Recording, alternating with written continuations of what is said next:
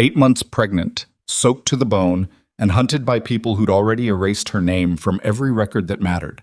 Sienna Cross had $43, a cracked phone, and nowhere left to fall. 3 days ago, she ran a division worth $2 billion. Tonight, she's bleeding through her shoes on a street that doesn't know her name. The city doesn't stop for women like her. It never does. But fate, or something colder and more deliberate, had other plans. Because the convoy of black-armored SUVs rolling through the rain wasn't supposed to be on this street at all. And the man inside them never stopped for anyone. Dead. If this story already has you hooked, hit that like button and drop your city in the comments below. I want to see how far this story travels. Now let's begin. The rain came down like the city had made a decision about her. Not the soft kind of rain that makes people nostalgic, the kind that films romanticize with string music and slow-motion close-ups. This was cold, lateral, industrial rain, the kind that finds the gap between your collar and your neck and stays there, the kind that turns cardboard to pulp and makes concrete smell like rust.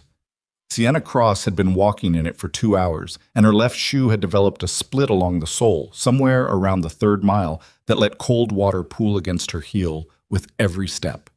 She didn't stop. Stopping felt like dying. Stopping meant her brain caught up to her body, and her body was 8 months pregnant and hadn't eaten a real meal since Tuesday. It was now Thursday. She knew that because she'd been counting. Counting was the only thing keeping her functional. Count the blocks, count the steps, count the cars passing. Don't count the hours since Marcus left, because that number had teeth. She shifted the backpack strap on her left shoulder. The right strap had snapped sometime yesterday. She couldn't remember exactly when, and now the whole weight of everything she owned hung off one shoulder, dragging her sideways into the wind. Inside, 2 changes of clothes, a folder of documents in a Ziploc bag that were probably the most dangerous pieces of paper in the city right now, a protein bar she was saving, and her mother's jewelry box. The jewelry box was the heaviest thing she carried. It was also the only thing she wouldn't have left behind even if she'd had to choose between it and food. The sidewalk ahead glistened under the streetlights. A few blocks down, a bus shelter offered the suggestion of cover, 3 plastic walls, and a half roof that would block maybe 40% of the rain. Sienna aimed for it the way a person aims for a mirage. She knew it wasn't salvation. She went anyway. She was halfway there when the cramp hit. Not a contraction. She was almost certain it wasn't a contraction.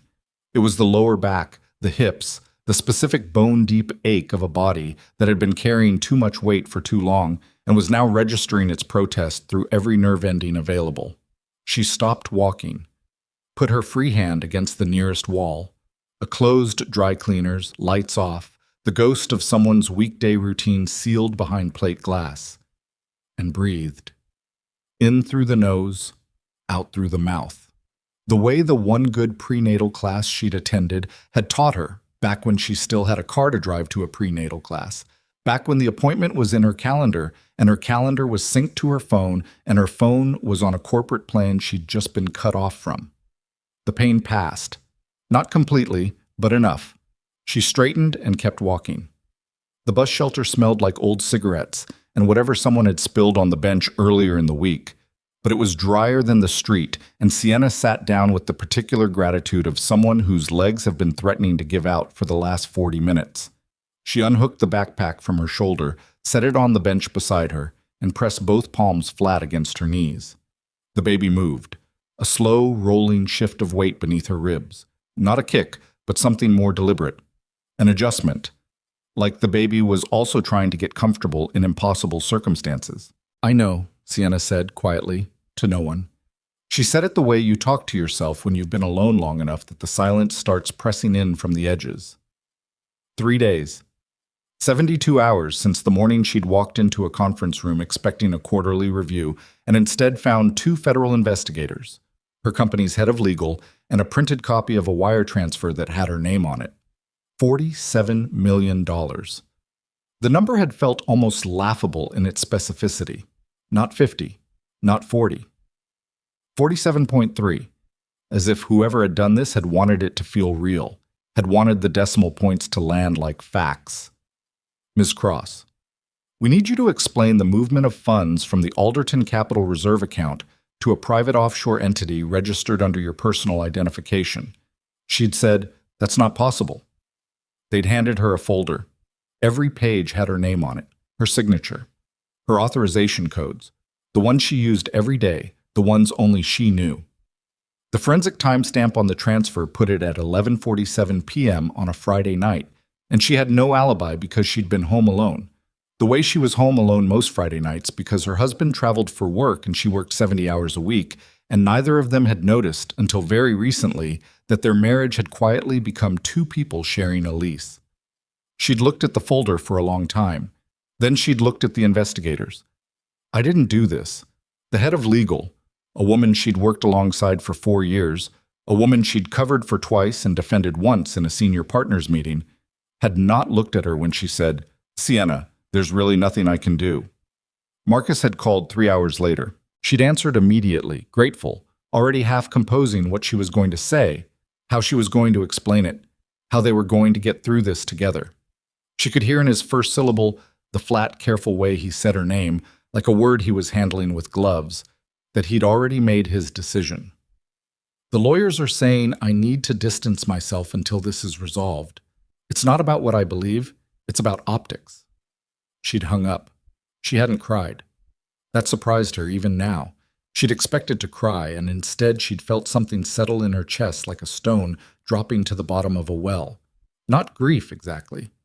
More like the specific clarity that comes when you finally know where you stand. You stand alone. Fine. Now you know.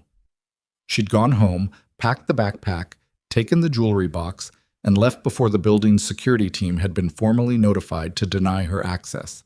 She'd used the $43 in her coat pocket, emergency cash she'd kept out of habit, to buy 2 nights in a motel that charged by the night and didn't ask questions. On the second morning, she'd woken up to find her debit card declined, her credit card suspended, and a missed call from a number she didn't recognize. She hadn't called back. Now she sat in a bus shelter in the rain, 8 months pregnant, listening to the city go about its business without her, and she ate half the protein bar because half felt like the right ration. She chewed slowly. Outside, the rain intensified briefly, hammering the plastic roof of the shelter in a way that made it hard to think, and then eased back to its steady baseline cruelty. She was looking at the puddle forming at the mouth of the shelter, watching it spread across the sidewalk in the particular way that water finds the lowest point without trying, when the first black SUV turned the corner 2 blocks north. She noticed it the way you notice something that doesn't belong. Not with alarm, just with the animal awareness that registers different before dangerous. A single black SUV at midnight in this part of the financial district wasn't remarkable. But then the second one turned the same corner. Then the third. Then 2 more behind that. They moved in convoy, evenly spaced, lights crisp through the downpour, and the whole thing had the quality of a military operation dressed up in civilian clothes. Sienna watched without moving. The convoy slowed as it approached her block. Not stopped, just slowed, the way a car slows when the driver is looking for something. She felt, irrationally, the urge to get smaller. She was already sitting down. She pressed back against the shelter wall anyway. The lead SUV pulled to the far curb and stopped. The others stopped behind it. For almost 30 seconds, nothing happened. Just 5 black vehicles idling in the rain with their engines barely audible, their windows opaque, whatever was inside them completely invisible. The water ran down the bodywork in sheets. A traffic light at the far corner cycled green to yellow to red, and nobody moved. Then the door of the center vehicle, the third one, opened. A man stepped out into the rain without a coat. He was tall, broad-shouldered, wearing a suit that probably cost more than Sienna's monthly salary, and not making any visible concession to the weather, as if the rain was happening in another universe that he'd chosen not to acknowledge. He looked down the street. He looked at the bus shelter. He looked at her. She couldn't see his face clearly from this distance. She could see that he was still, the way that very few people are actually still. Not waiting, not impatient, just genuinely motionless. Like someone who'd spent enough time in situations where small movements had large consequences that they'd trained it out of themselves entirely. He said something. She couldn't hear it over the rain, but 2 men materialized from the vehicles around him with the practiced immediacy of people who'd been ready for exactly that moment. Sienna stood up. She didn't know why she stood up. Later, she wouldn't be able to explain it. Some combination of pride and defiance and the specific insanity of a woman who had nothing left to lose deciding she wasn't going to be caught sitting down. She grabbed her backpack. She slung it over her left shoulder. She stepped out of the shelter into the rain. The man across the street hadn't moved. She took 2 steps toward the curb and the cramp came back. Not the hip ache this time, something lower, something that made her breath catch in a way that was new and specific and wrong. She stopped, put her hand on the shelter post. Breathed. Not now, she thought, with absolute ferocity. Not here, not in front of whoever this is. The pain rolled through her in a wave that started at the base of her spine and moved forward and upward. And for the 5 seconds it lasted, she couldn't see anything clearly. Just the rain and the streetlight fractured through water and the distant red of the traffic signal. And then it passed, and she was still standing, and the backpack was still on her shoulder, and she had not made a sound. She looked up. The man was crossing the street toward her. She thought, he watched that, and he's still coming. She thought, that's either very good or very bad. She was out of energy to decide which. He stopped 2 feet in front of her. Up close, he was older than she'd initially registered. Maybe early 40s, with the kind of face that had been shaped by something other than ordinary living. Dark eyes that held very little warmth, but also very little cruelty, which in her experience was rarer than it should have been. A jaw that needed a day's more shaving. The rain was soaking his shoulders now, and he still hadn't acknowledged it. He said, "You're bleeding." She looked down. He was right.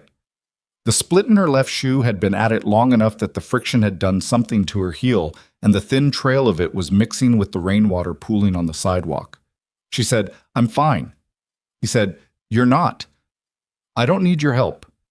He looked at her for a moment in a way that wasn't unkind, but also wasn't particularly interested in her opinion on the matter. "How long have you been out here?" "That's not your business." "When did you eat last?" "Also not your business." He reached into his jacket.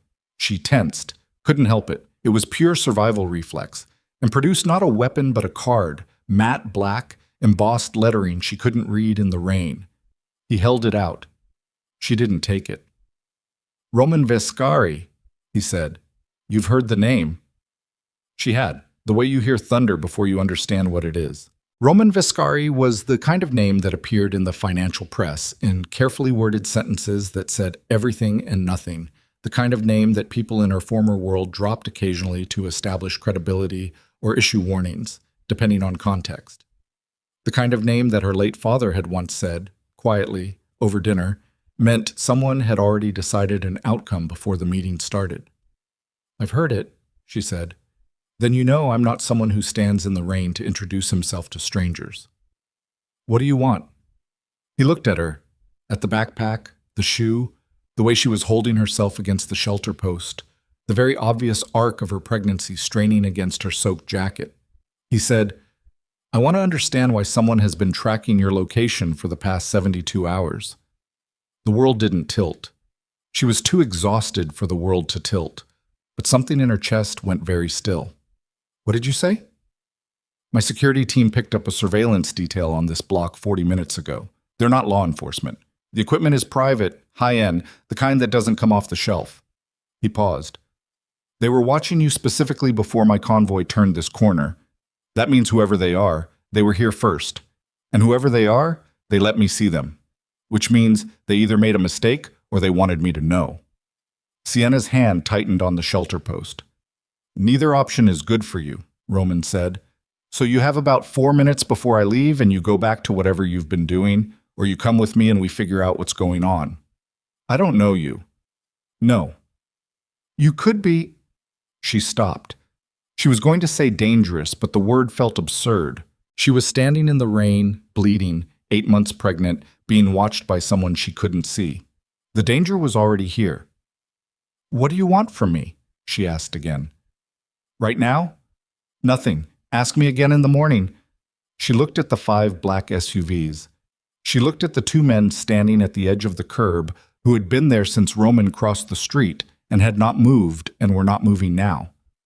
She looked at the rain-hammered street in both directions, empty except for whatever was in the shadows that she now couldn't stop thinking about.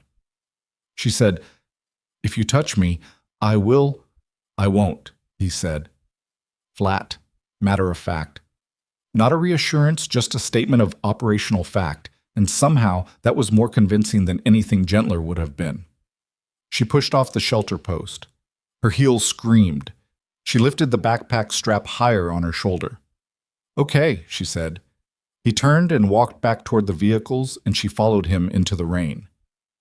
The interior of the center SUV was warm, aggressively, almost medically warm, and smelled like leather and something she couldn't identify, some corporate antiseptic cleanliness that spoke of regular professional detailing. She slid across the back seat, and the door closed behind her, and the sound of the rain immediately dropped to almost nothing. And that sudden silence after 2 hours of noise was so complete that she felt it physically, like pressure releasing from her ears. Roman got in from the other side. Between them on the seat, there was enough space to be deliberate. A man in the front passenger seat had turned a quarter-inch in acknowledgement and then turned back. The driver hadn't moved at all. The convoy started moving. Nobody spoke for 3 blocks. Then Sienna said, "The surveillance. You said they let you see them." "Yes." "That means they know who you are." "Everyone in this city knows who I am." "No," she said. "I mean, they knew you'd be on this street tonight. They knew your convoy route." She paused. "My route was random. I've been walking without a pattern for 2 days. They shouldn't have known where I'd be." She could see in the window's reflection the slight shift in his expression that wasn't quite surprise but was something adjacent to it. "Which means," she continued, "either you have a leak or I do, or this wasn't a coincidence at all and someone wanted you to find me." Roman was quiet for a moment. Then he said, "How did you end up on that street tonight?" "I was heading for a shelter on Marin Avenue. I took a detour because a man had been following me since the train station." She watched his reflection. "Not the surveillance team. Someone else. Someone on foot, closer. He stopped following me about 20 minutes before you arrived." Roman turned his head and looked at her directly for the first time since she'd gotten in the car. "You were being followed by 2 separate parties." "Yes." "And the one on foot stopped." "Yes." "Why?" "I don't know." She held his gaze. "Unless he was hurting me." The convoy stopped at a red light. Roman looked out the front window for several seconds. His jaw worked slightly, not with anger, more with the specific motion of someone recalculating. "Who are you?" he said. "Sienna Cross." She paused. 3 days ago, I was EVP of Investment Strategy at Alderton Capital. Now I'm apparently accused of embezzling $47 million that I didn't take. My assets are frozen. My husband has legally separated himself from any association with me, and I'm 8 months pregnant with nowhere to sleep." Roman said nothing. "The money was moved using my credentials," she continued, "on a night I was home alone. The wire went to an offshore entity I've never heard of. Every person who had the authority to investigate it before the investigators arrived has apparently concluded I'm guilty." She said it all flatly, no appeal in her voice, just sequence of events. "I'm not asking you to believe me. I'm telling you who I am because you asked." The light changed. The convoy moved. Roman said, "What's in the backpack?" She put her hand on it instinctively. "Documents."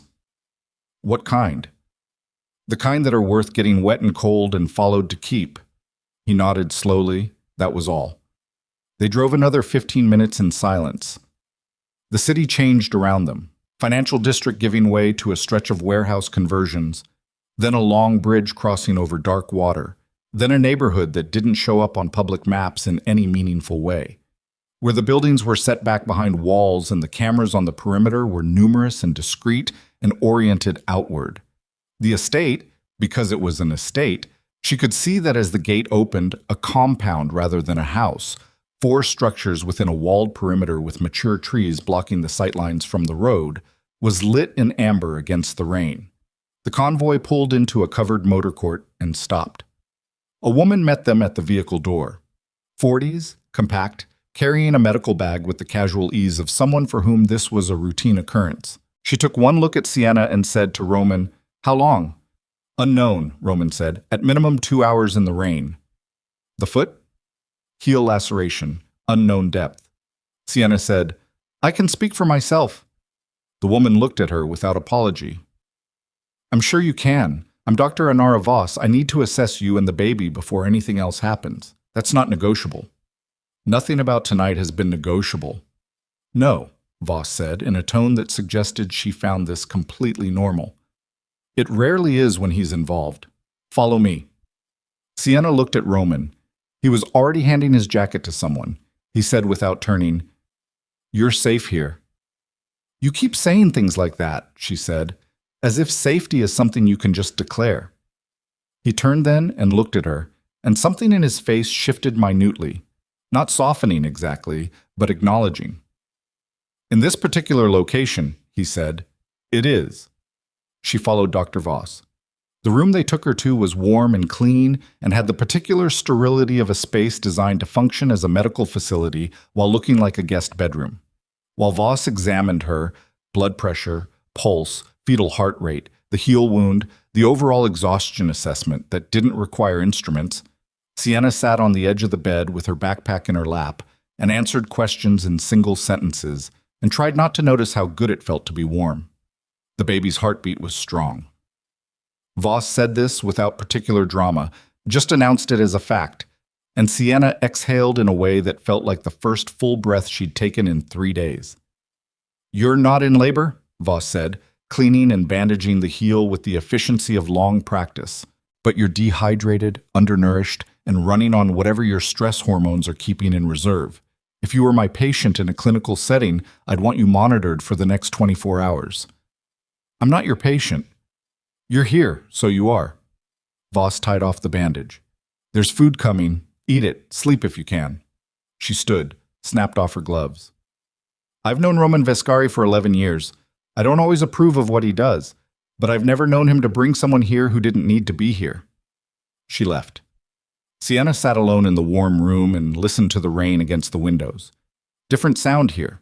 Softer, more distant, filtered through glass and walls and whatever else stood between this place and the world she'd been standing in 40 minutes ago. She unzipped the backpack and checked the Ziploc bag. The documents were dry. The jewelry box was dry. The protein bar wrapper she'd folded and kept out of some reflex against waste sat at the bottom. She was still holding the folder of documents when a knock came at the door, and a young man she hadn't seen before brought in a tray. Soup, bread, water, something hot in a second cup she identified after a moment as herbal tea. He set it on the table beside the bed and left without speaking. She ate. Halfway through the soup, she realized she was crying. Not the way she'd expected to cry at some point. Not with sobs, not performatively. Just quietly, steadily, with the soup getting slightly salted by tears she was barely aware of, her body releasing something that her mind had been too busy to process. She let it happen. Let it run its course. Then she wiped her face, finished the soup, and picked up the folder again. Page 7. She'd been coming back to page 7 for 2 days. The wire transfer authorization, her signature, her codes, 11:47 p.m. But the routing metadata at the bottom of the page, the technical string that she understood because she'd spent 4 years working with these systems daily, had something wrong in it. A single character off in the authentication chain. The kind of error that happened when someone duplicated a signature block rather than generating a new one, when the forgery was thorough but not perfect. Someone had copied her authorization, had gotten very close, had not been perfect. That was the only thing standing between her and the complete certainty that the world was right about her. She was still looking at it when another knock came. She didn't hide the folder. She said, "Come in." Roman entered. He'd changed out of the soaked suit into something dark and simpler, and he looked, if possible, even less readable than he had in the rain. He stood near the doorway. His eyes moved to the folder in her hands, then to her face. "The metadata's wrong," she said, before he could speak. He said, "What?" "On the wire transfer, the authentication string and the routing data. Whoever copied my credentials generated the transfer using a replicated authorization block, not a live one. There's a timestamp discrepancy of approximately 2 seconds in the chain that's visible in the raw string." She held up the page. "I don't know if this is enough to mean anything legally, but it means the transfer wasn't made by me. It was made with a copy of my credentials by someone who understands the system very well, but not perfectly. Roman was quiet for a moment. How do you know what to look for in a routing string? Because I've been processing international capital transfers for 4 years, and I rebuilt our verification protocol after a compliance failure in 2021, and I know what every field is supposed to look like. He moved further into the room, stopped, looked at the page she was holding. May I? She considered him, then she held it out. He took the page, read it in a way that suggested he understood more than a passing familiarity with financial documentation. Read it a second time. Then he said, "This was either a very confident mistake or it was intentional." Intentional how? Left as a breadcrumb, he said, for someone who knew exactly where to look.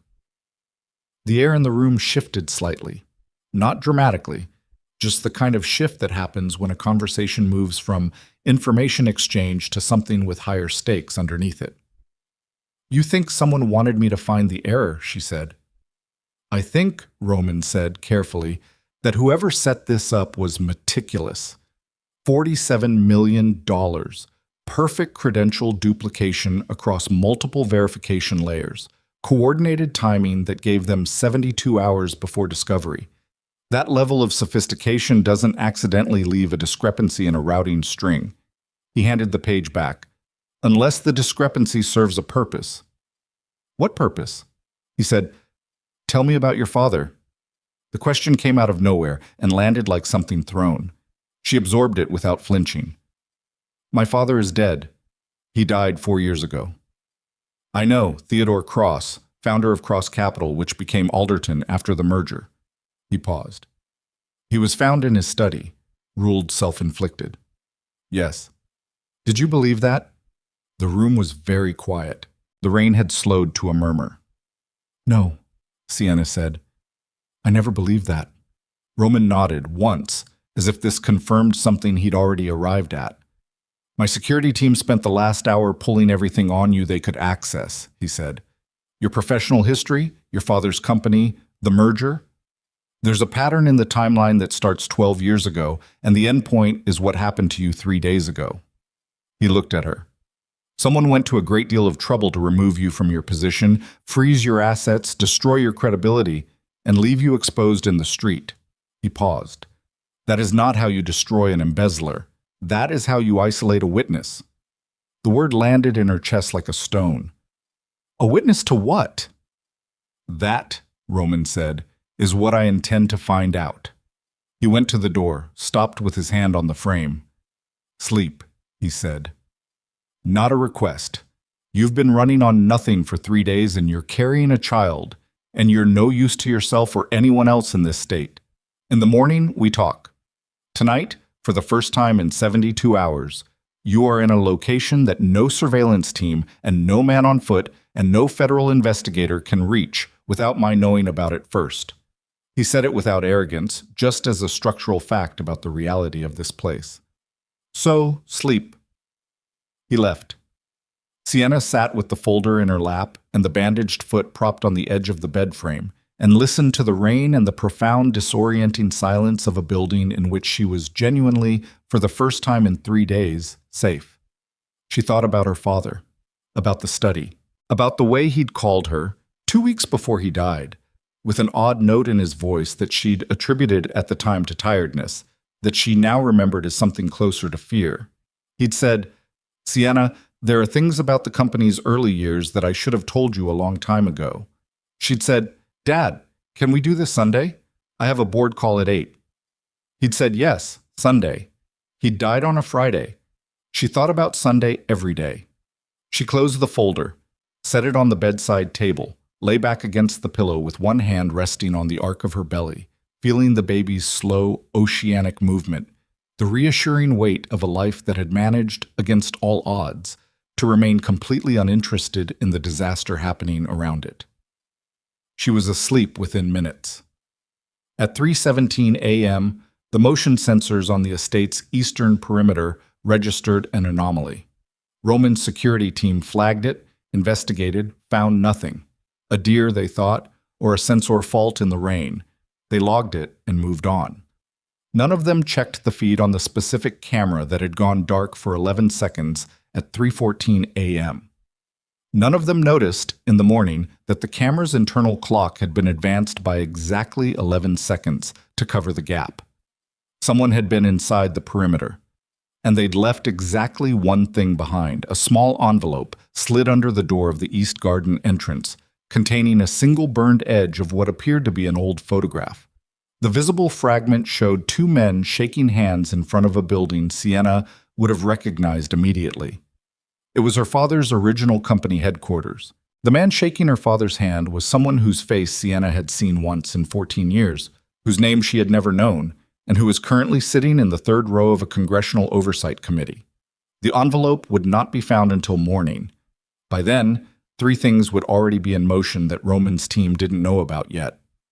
And Sienna's daughter, still unborn, was already the most important piece of evidence in a conspiracy that had started before either of them existed. The envelope sat on Roman's desk at 6:43 in the morning, and nobody in the room wanted to be the one to say what they were all thinking. There were four of them, Roman standing at the window with his back to the room in a way that was not dismissive but was definitely a warning. Dex Callahan, his head of security, a former military contractor with the specific kind of stillness that came from having spent too many years in places where stillness was the difference between alive and not. A cyber analyst named Yael, who hadn't slept and was running on her third coffee and visibly resenting everyone present. And the envelope itself, laid open on the desk with the burned photograph fragment beside it in a clear evidence sleeve. Nobody had touched it with bare hands. Dex had been the one to find it at 5:50 a.m. during the morning perimeter sweep, and to his credit, he'd treated it correctly. Gloves, sleeve, log entry, before bringing it inside. To his significantly less credit, he'd spent the first 10 minutes of this meeting explaining how the camera gap had been missed, which was the kind of explanation that gets longer the more defensive it becomes, and shorter the more angry the listener gets. Roman had let him talk for 3 minutes. Then he'd said, "Stop." But Dex stopped. 11 seconds, Roman said, still facing the window. Someone was inside my perimeter for at minimum 11 seconds with equipment capable of spoofing my camera clock, and your team logged it as a weather anomaly. The sensor was triggered by a person, Roman said, not a deer. A person who knew exactly where the sensor was, how long they had before the camera cycled back, and what to leave behind. He turned from the window. That's not a random intrusion. That's someone who's been studying this property. Dex said nothing. There wasn't anything useful to say.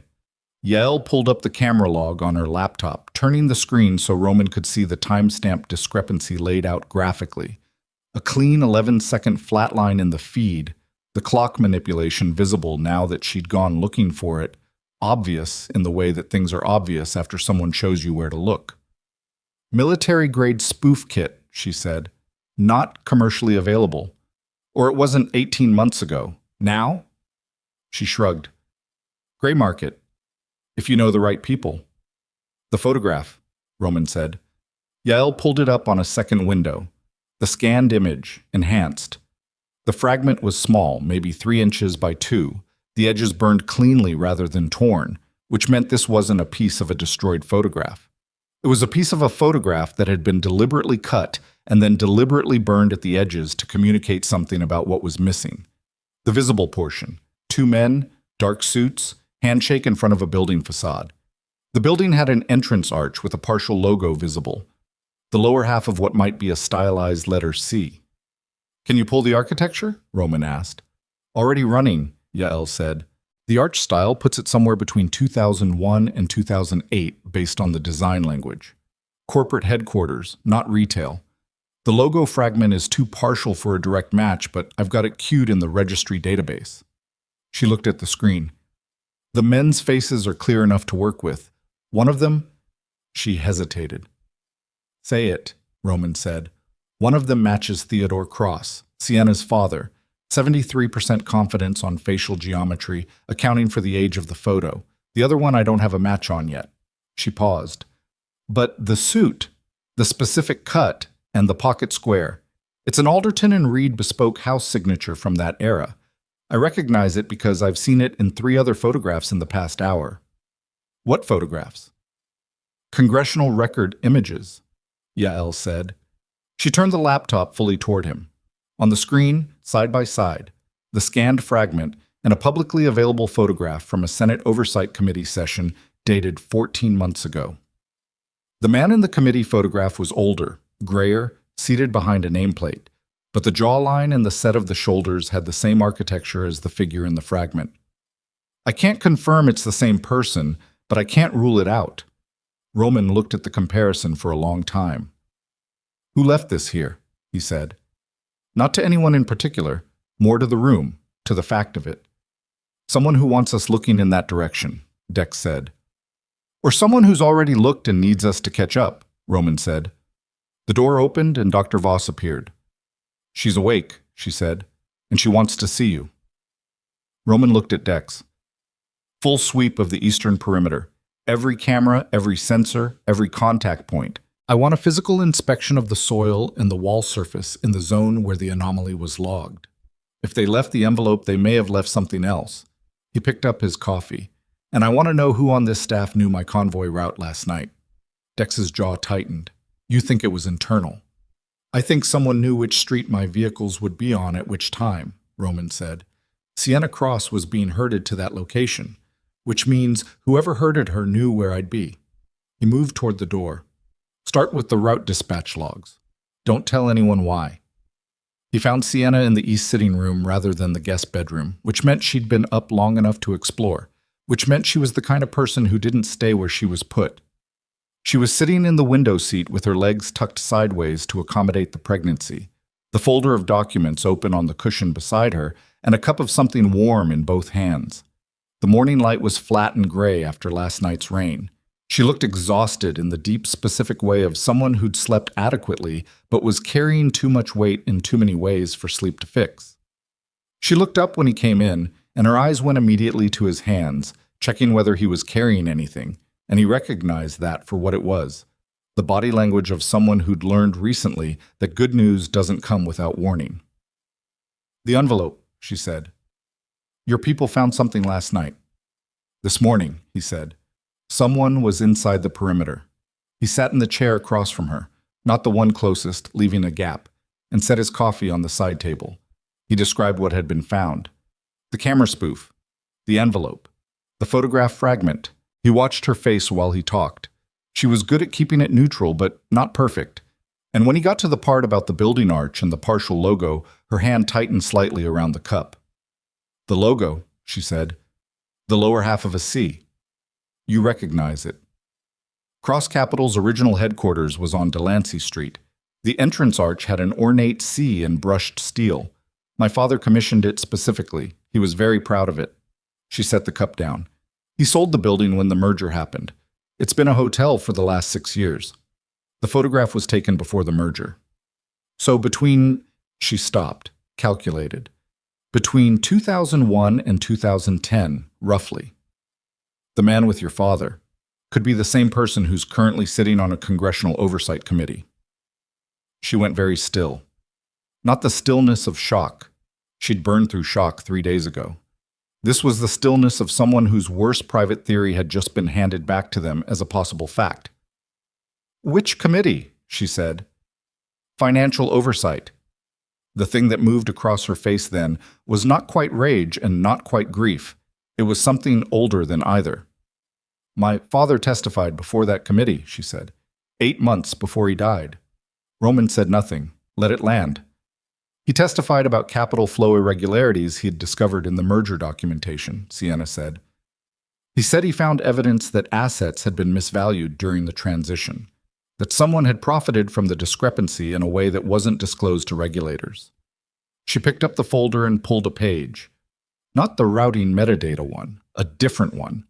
Further back, a photocopy of something she'd clearly been carrying for longer than 3 days. He gave me this the Sunday before he died. I thought he was going to explain it then. He didn't. He just said... She stopped. What did he say? He said, if something happens to me before I can tell you everything, start with this. Don't trust the people who say they're investigating. Trust the paper. She held up the photocopy. It was an internal memo, cross-capital letterhead dated 2009, partially redacted but with enough visible to show a reference to offshore account structures and the initials RV in the body of the text. Roman looked at it. He looked at it for a long time. She watched him look at it, and her jaw was set, and her eyes had the specific quality of someone who has prepared for the worst answer and is waiting to see if it arrives. RV, she said. Yes. Roman Vescari. That's one reading, he said. His voice was even. What's another? Regulatory variance, he said. It's a term used in the compliance framework your father's company was operating under at that time. Standard notation for a category of filing exception. He met her eyes. It's also my initials. I'm aware of that. Were you involved with Cross Capital? Not directly. Not at that time. He leaned forward, elbows on knees. I had dealings with 3 of the investment banks that participated in the merger financing. That's not a connection. That's the nature of operating at a certain level in this city. If you're looking for my name adjacent to any major capital event between 1998 and 2015, you'll find it, because that's how the ecosystem worked. Finding my initials in a cross-capital memo doesn't place me in the conspiracy. It places me in the city. The air in the room was doing something complicated. Sienna said, How do I know that? You don't, he said. Not yet. So I'm supposed to I'm not asking you to trust me, Roman said. I'm asking you to be rational. If I was part of whatever happened to your father, I would not have brought you here. I would not be sitting in this room showing you evidence. I would have left you in the rain. He paused. And if I wanted those documents, I could have taken them last night while you slept. Her jaw tightened. He was right, and she knew he was right, and she clearly hated both facts simultaneously. I need to verify the initials independently, she said. Agreed. I need access to the merger filing records from 2009. My team is already pulling everything available, he said. There's a problem. Of course there is. The primary records from the merger were filed with the Financial Regulatory Authority under a sealed review process. They've been sealed for 11 years. To access them, you'd need either a court order or an internal authority override from someone currently inside the regulatory body. He picked up his coffee. Or you'd need the original copies, which were supposed to be held in secure archive by Cross Capital's legal department, which was absorbed into Alderton Legal after the merger, Sienna said, which is now the same legal department that told you 3 days ago there was nothing they could do, Roman finished. The silence that followed was the kind that has weight. My father had his own copies, Sienna said quietly. He kept everything. He was meticulous about it. After he died, I went through his study, and I found most of his professional files, but the merger documents were missing. His legal team said they'd been transferred to Alderton as part of the estate settlement. She looked down at the folder. I accepted that because I was grieving and I was pregnant and I didn't have the capacity to fight it. But, Roman said. He heard it in her voice, the but she hadn't said yet. But my father also had a safety deposit box at Mercer Private Bank, the branch on 5th.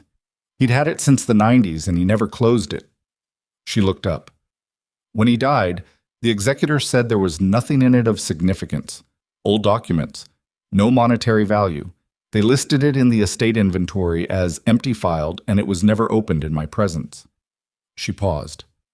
Nobody told me I had the right to request access. I didn't know until 2 years later when I was going through the estate paperwork myself that the original key had been logged and released with the inventory. Where's the key? She looked at him for a moment. Then she reached into the Ziploc bag inside the folder and produced a small brass key on a plain ring. She held it up between 2 fingers. In my mother's jewelry box, she said, taped to the bottom of the false floor I found by accident 8 months after she died. Roman stared at the key. Your father put it there, he said. My mother died 3 years before he did, which means he had access to her things, and he chose to hide this specific key inside something he knew I'd keep, in a place he thought only I would find. She turned the key in the light. He planned for the possibility that he wouldn't be able to tell me directly. He left me a trail. The document is the first marker, Roman said, thinking aloud. The key is the second. And whatever's in the box is the third. They looked at each other across the room. I need to get to Mercer Private Bank, Sienna said. No, Roman said. That's not your decision. You have surveillance teams you can't identify, an interior perimeter breach this morning, and a congressional figure who may have had your father killed. Walking into a private bank in that situation is how you get quietly disappeared between the lobby and the vault. He set down the coffee. I need 24 hours to establish a clean approach. I don't have 24 hours.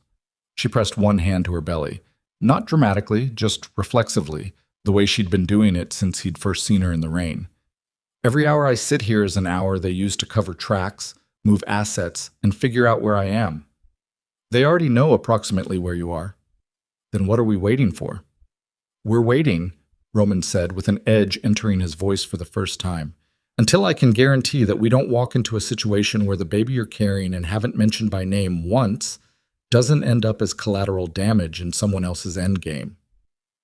The silence was different now. Sienna breathed, in, out, slow.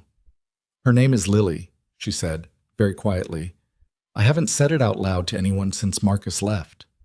Roman said nothing, but something in the set of his shoulders changed marginally. 24 hours, she said, and I'm involved in every decision. You have my word. I don't know what your word is worth. No, he said, but you're still here.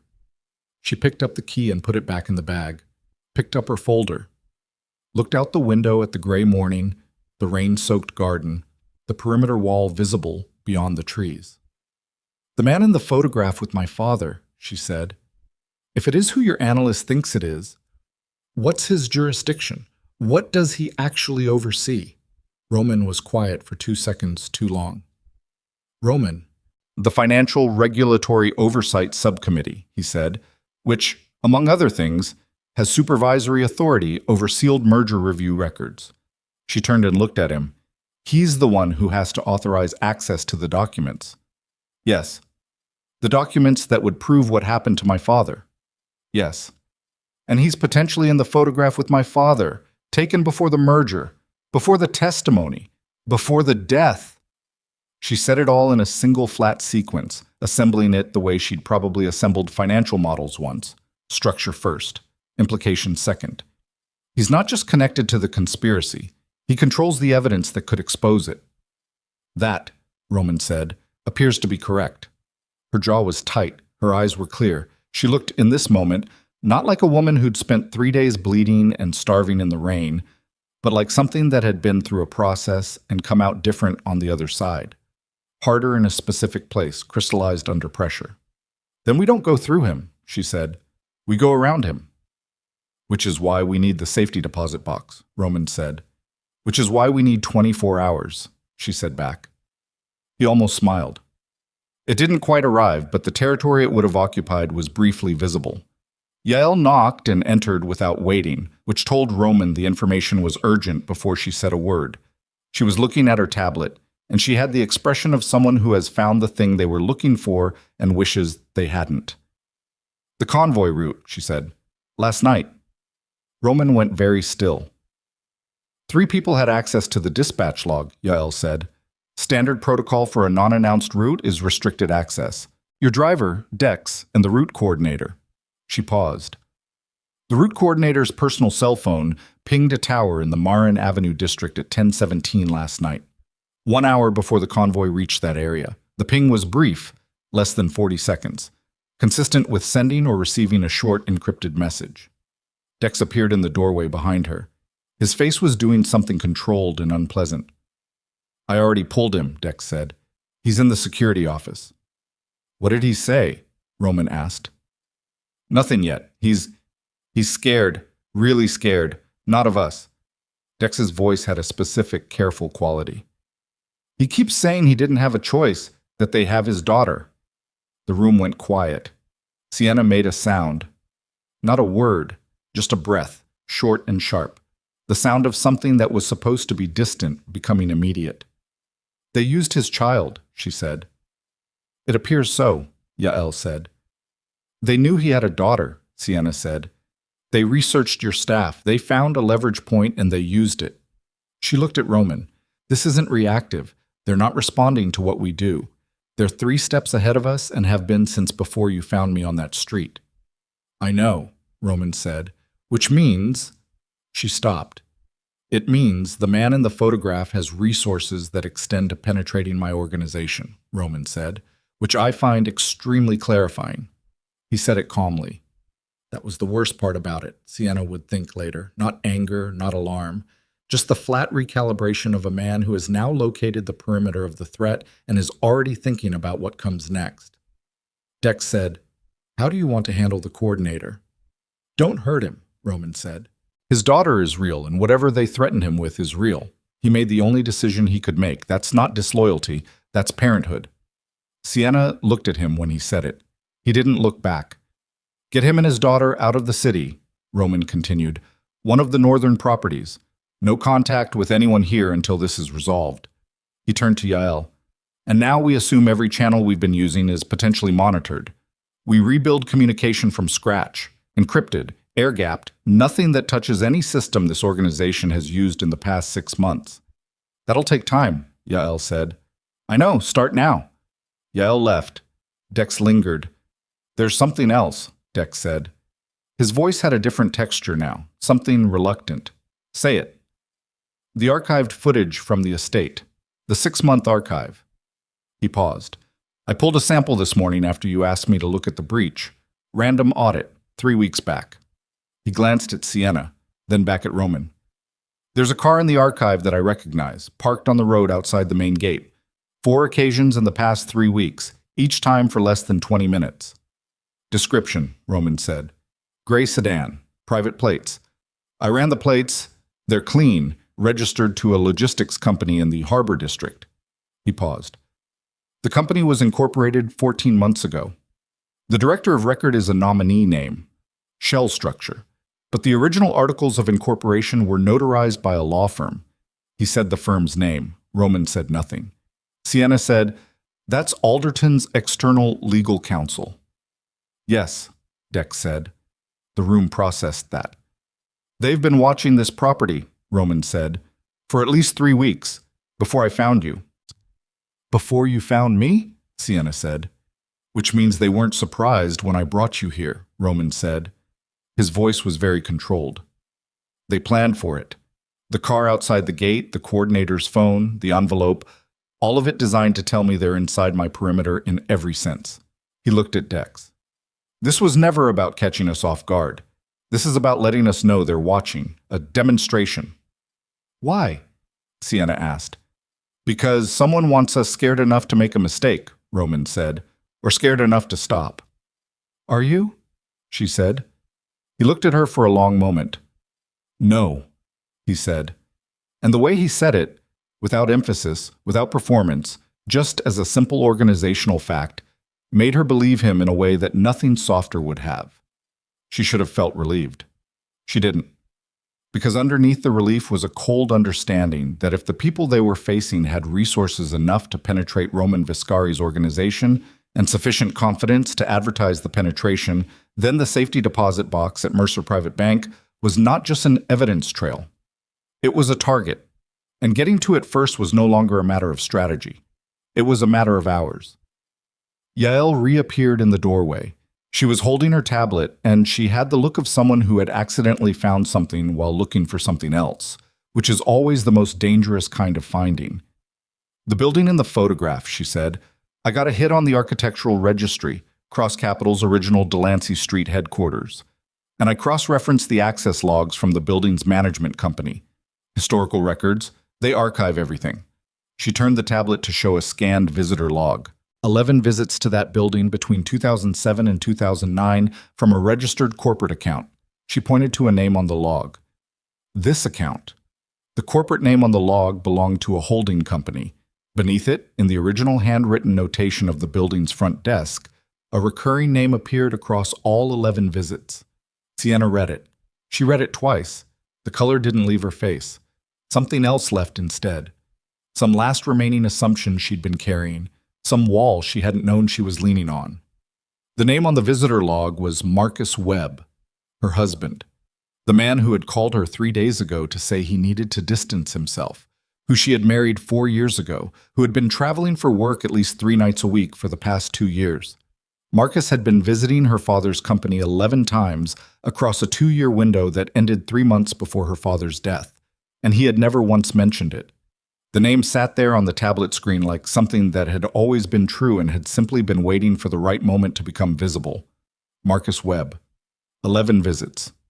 2 years. 3 months before her father died. Sienna didn't move. That was the first thing Roman noticed. Not tears, not a sound, just a complete cessation of movement, like a system that had received an input it didn't have a protocol for and had temporarily suspended all non-essential functions to process it. Her hand was resting on the folder in her lap. Her other hand was on her belly. Neither moved. Yael had the good instinct to say nothing further. Dex was looking at the floor. Roman watched Sienna's face and saw the thing happen behind her eyes that he recognized from the specific kind of moment when a person's entire architecture of understanding has to be demolished and rebuilt in real time. It wasn't fast. It took almost 30 seconds, and in those 30 seconds she breathed exactly twice. And when she came back from wherever that process happened, she was measurably different. Not broken. Restructured. "How long have you had the visitor logs?" she asked. Her voice was level in the way that very cold water is level. Still, but with significant depth underneath. "Since this morning," Yael said. "I only just cross-referenced. Did you know?" Sienna looked at Roman. "No," he said, flat, immediate. She looked at him the way she'd looked at the routing metadata 2 nights ago, searching for the flaw in the authentication, the discrepancy that would reveal the forgery. He held it. "Okay," she said. She stood up. The effort it took was visible in the set of her jaw and the deliberate way she distributed her weight, but she did it without assistance and without asking for it. She walked to the window, put one hand on the glass. Outside, the garden was wet and still, the perimeter wall gray in the flat morning light. "Marcus traveled 3 nights a week," she said, not turning around. "He said it was regional client development.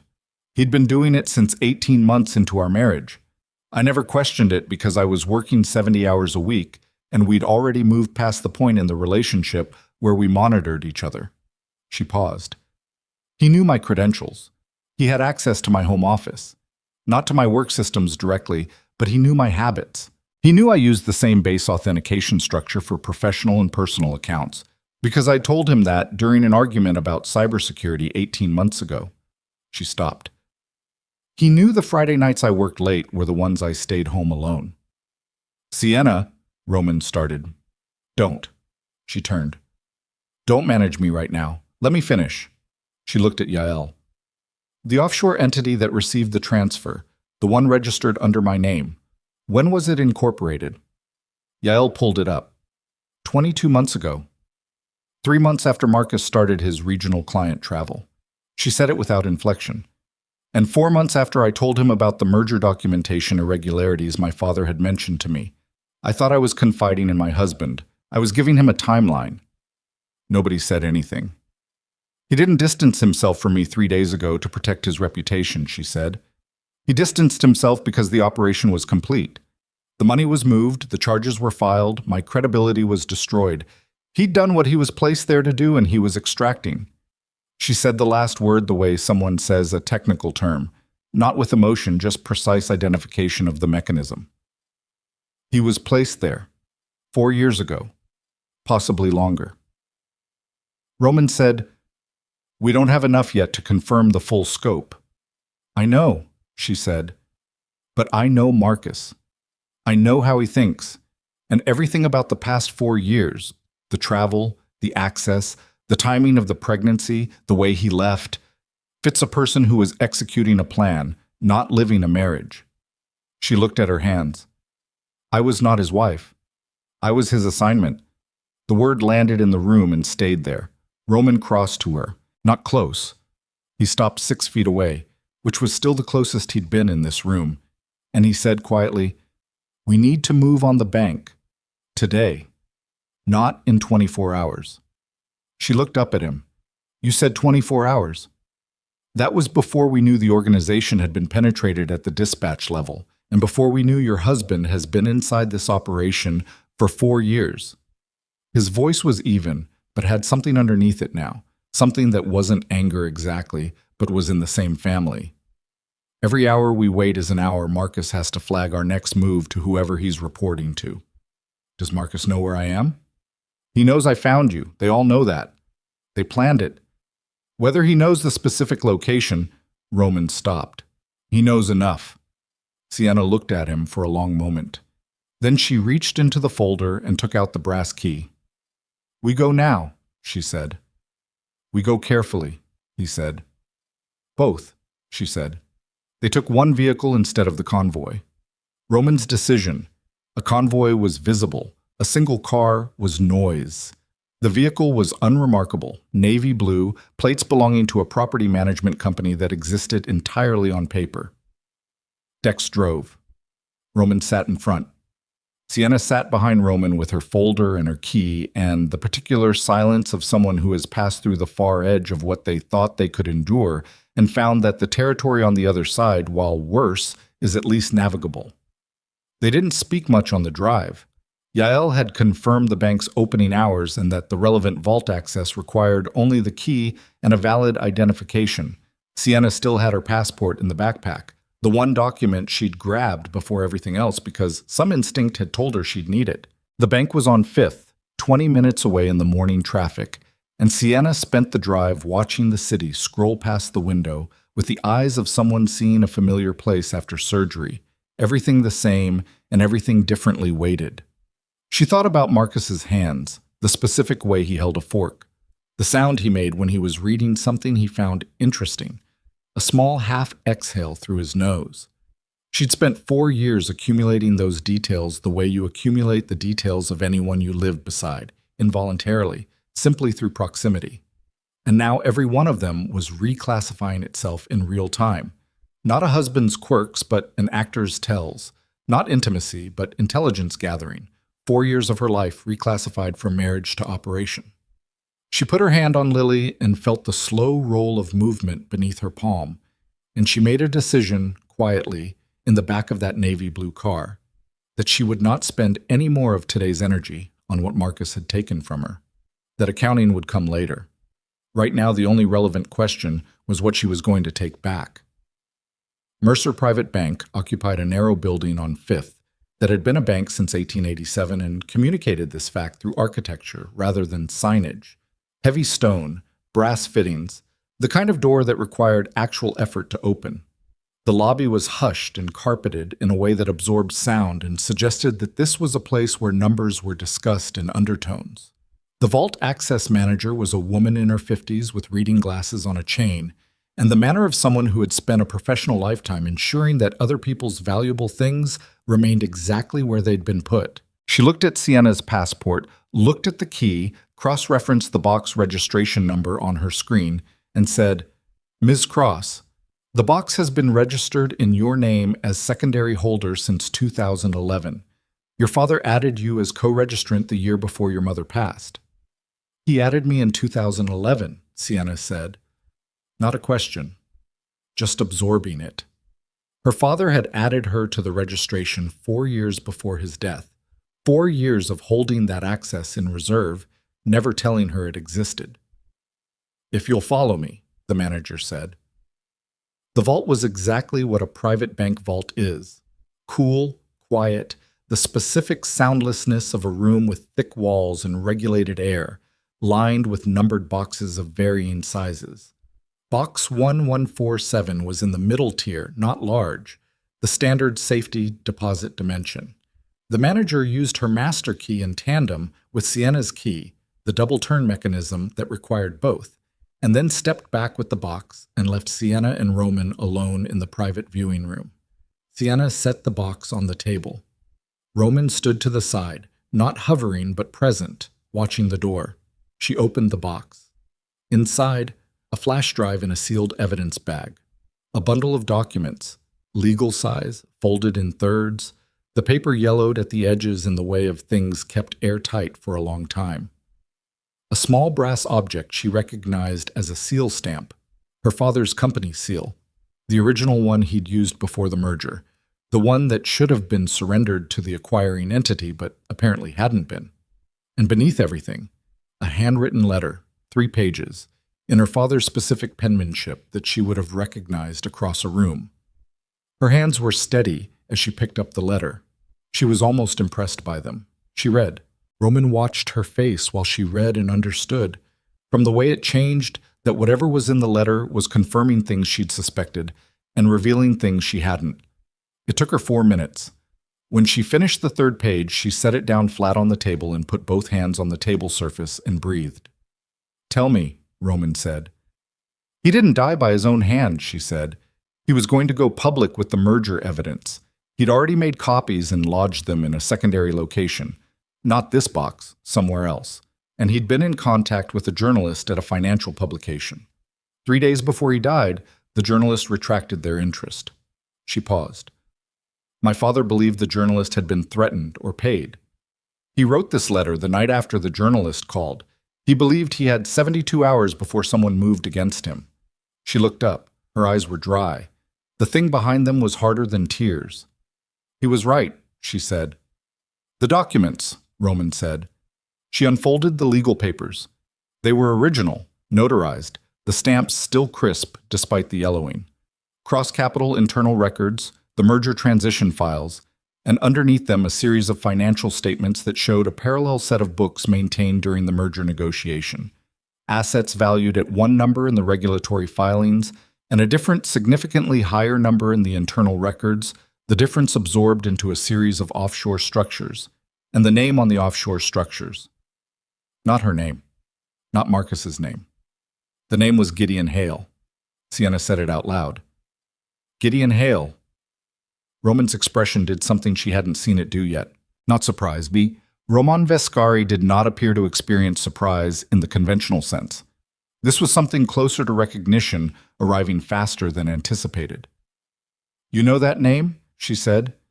"Gideon Hale," Roman said slowly, "is the current chair of the Financial Regulatory Oversight Subcommittee." "The man in the photograph," she said. "The man who controls the sealed merger records," he said. "Yes." "He took $40 million out of my father's company during the merger," Sienna said, "through offshore structures that were never disclosed to regulators. My father found it. My father testified about irregularities without naming Hale directly because he didn't yet have the documentation to prove the connection. And then my father died." She looked at the documents. "And now Hale sits on the committee that oversees the records that would expose him. He's been in that position for 7 years. He had time to build infrastructure," Roman said. "People inside regulatory bodies, inside law firms, inside organizations like Alderton Capital. He had time to identify threats and neutralize them before they developed." He paused. "You became a threat when you were made EVP. You'd have had the access level to find what your father found, and you had his blood, which meant you had his instinct for where to look. So they moved first," she said. $47 million to echo the original amount. Frame me as an embezzler so that anything I say about my father looks like retroactive self-defense from a woman who got caught. She said it flatly, following the logic to its end the way she'd been trained to follow financial models. Character assassination as preemptive evidence suppression. And Marcus was the long game investment, Roman said. 4 years inside your life, monitoring what you knew, what you were looking for, when you were getting close. Was Lily planned? She said. She said it very quietly. The room was extremely still. I don't know, Roman said. Honest. Uncomfortably honest. She absorbed it. Put it somewhere she wasn't going to look at today. The flash drive, she said. She picked it up in its evidence bag.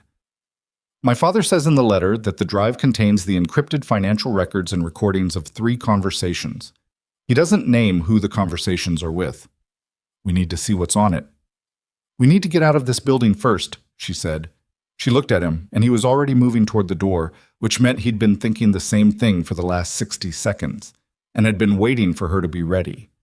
She gathered the documents, the letter, the flash drive, the seal stamp, and put them in the Ziploc with the rest of her archive. She closed the box. She breathed. They were back in the lobby in 4 minutes. The vault manager nodded from her desk. The lobby was quiet. Two other customers, neither paying attention, a security guard by the door who looked at Roman the way people look at Roman, with the particular alertness of someone whose instincts are working even if their brain hasn't caught up. They were 6 feet from the door when Sienna's phone buzzed. She'd turned it on that morning for the first time in 2 days, using Yael's encrypted SIM. The number that appeared on the screen was Marcus's. She stopped walking. Roman stopped with her. She looked at the screen. Marcus calling. At 9:47 in the morning, 3 days after she'd last heard his carefully managed voice on the phone, she answered it. She didn't speak. She just answered and waited. 3 seconds of silence on his end. Then, Sienna. His voice was different. The careful management was gone. What was underneath it was something she hadn't heard from him in years. Something raw and less constructed.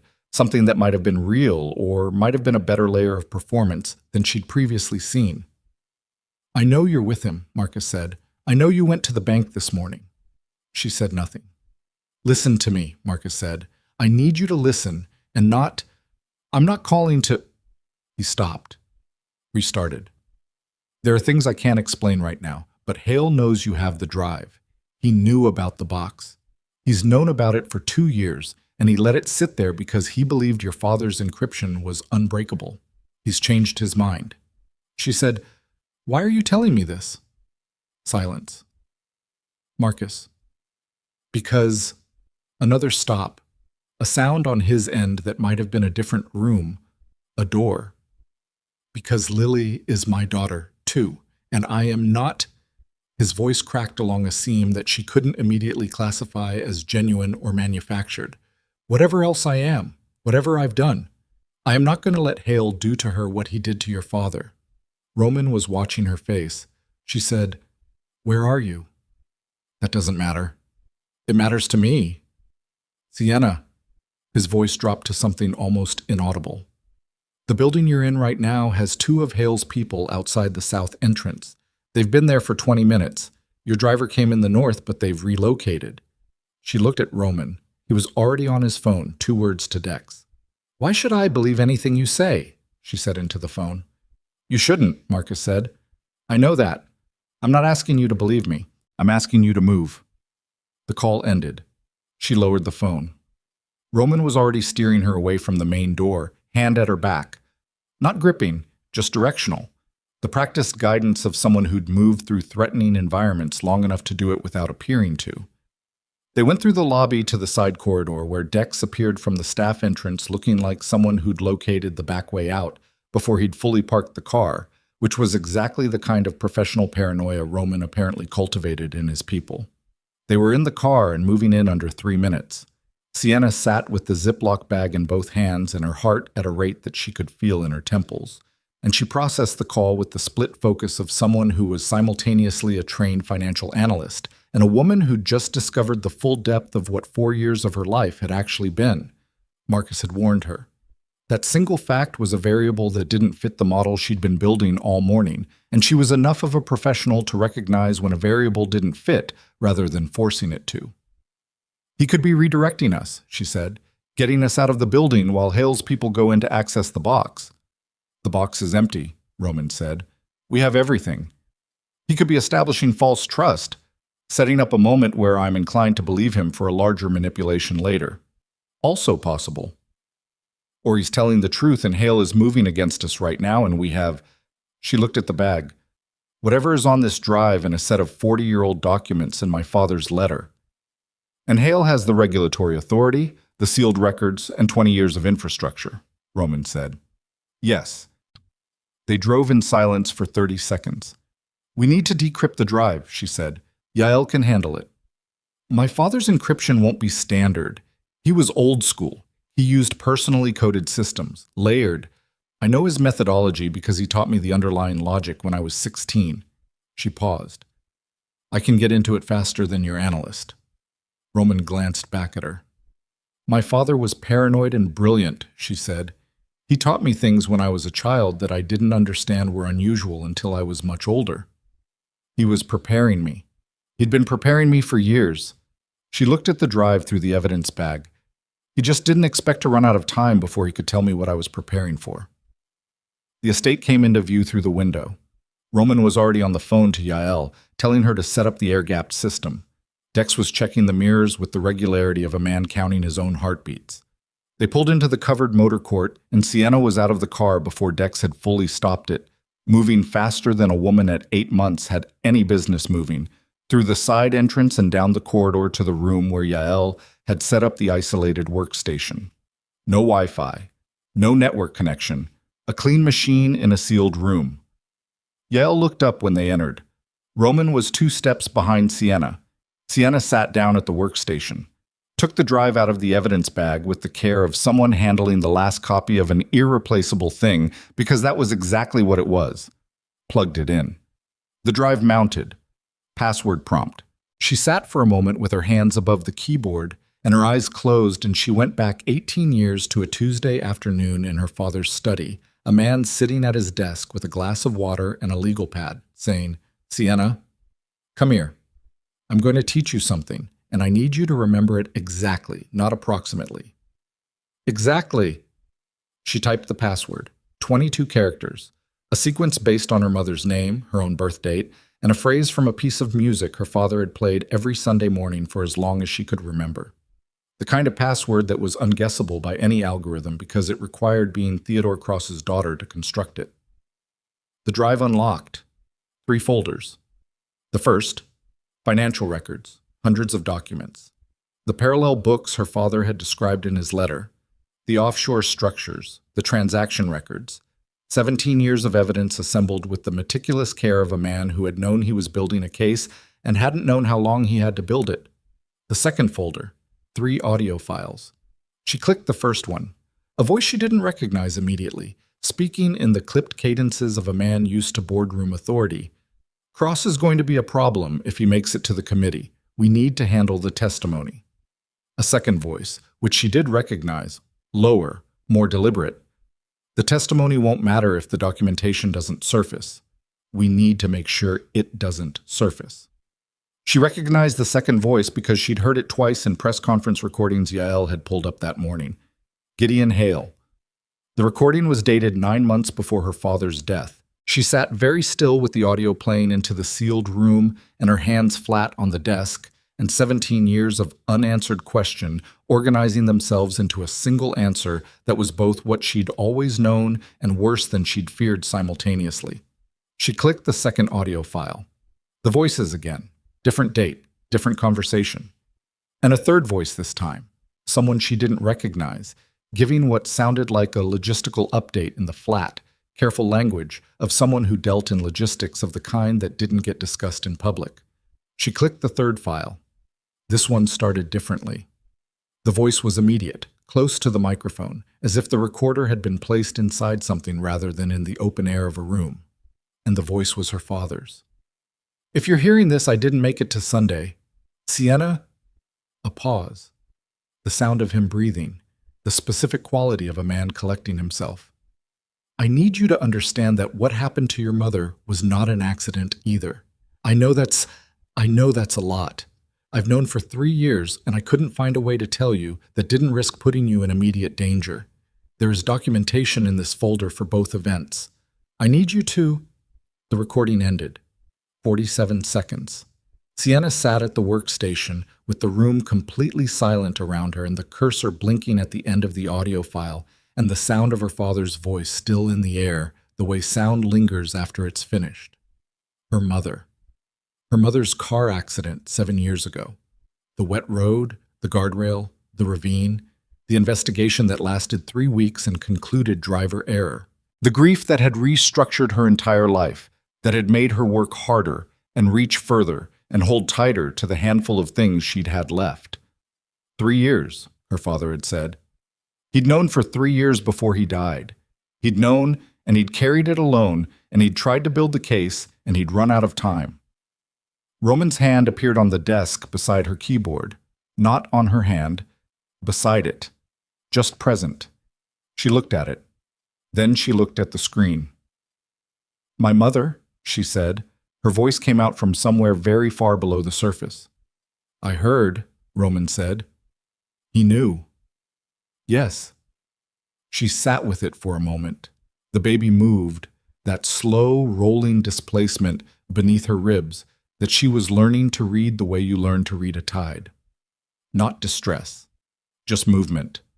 Just Lily, adjusting, unaware that the world she was about to enter had just revealed another layer of its depth. Sienna straightened in the chair. She looked at the financial records, the audio files.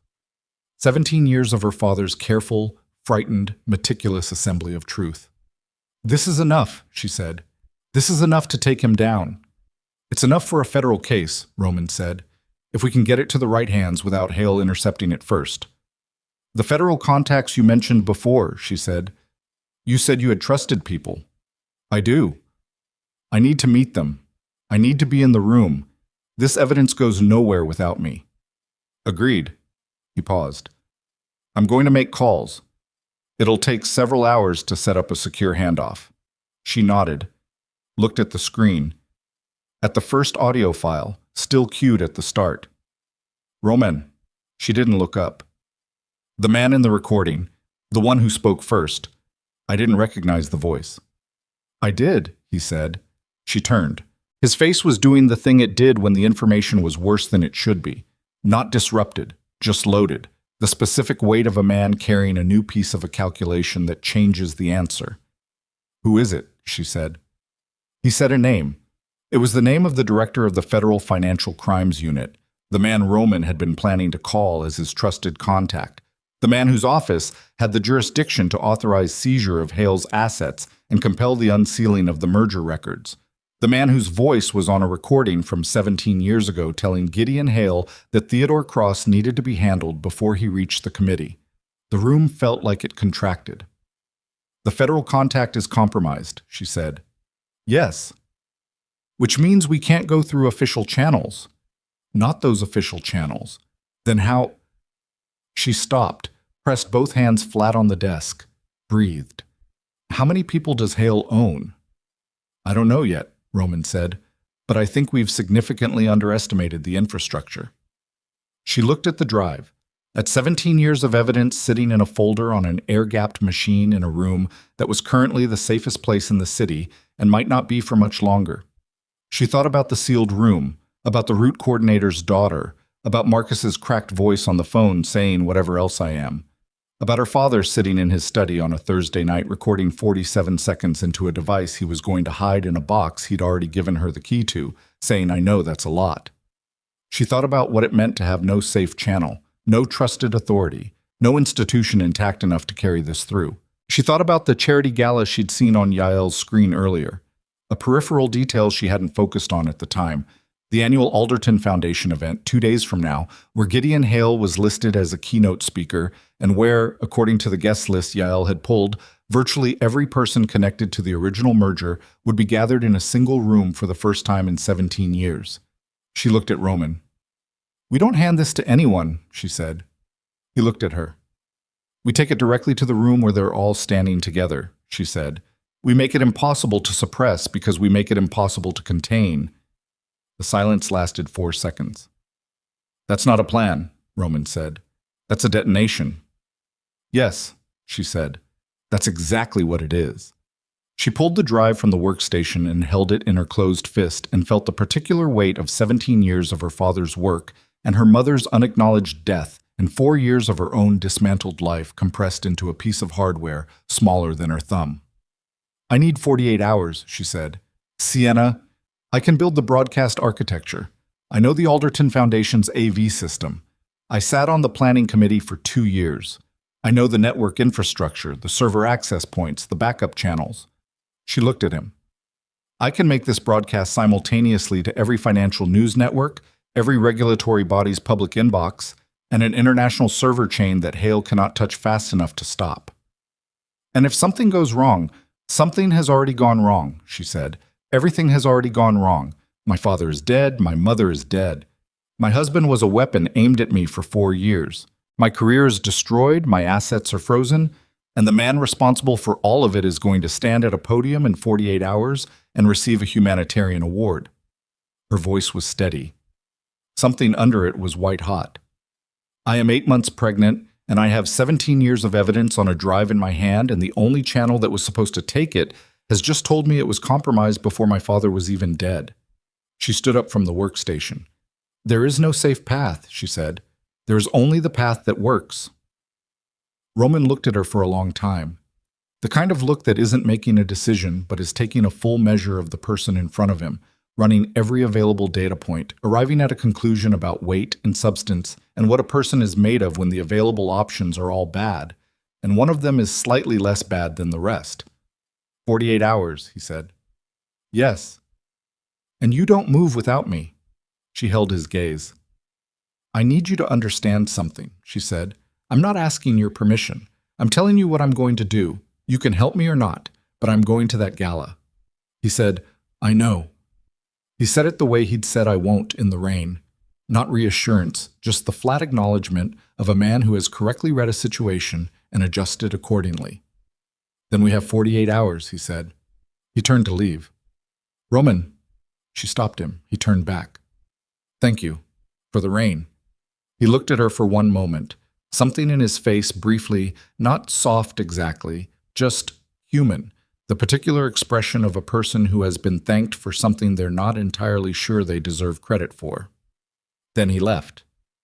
Sienna turned back to the workstation, opened the financial records folder, started working.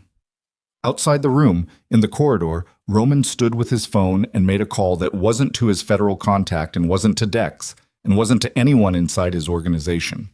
A call to a number he'd been carrying for 3 years and had not used because he'd hoped he wouldn't need to. The person who answered said nothing, just waited. Roman said, Hale. A pause.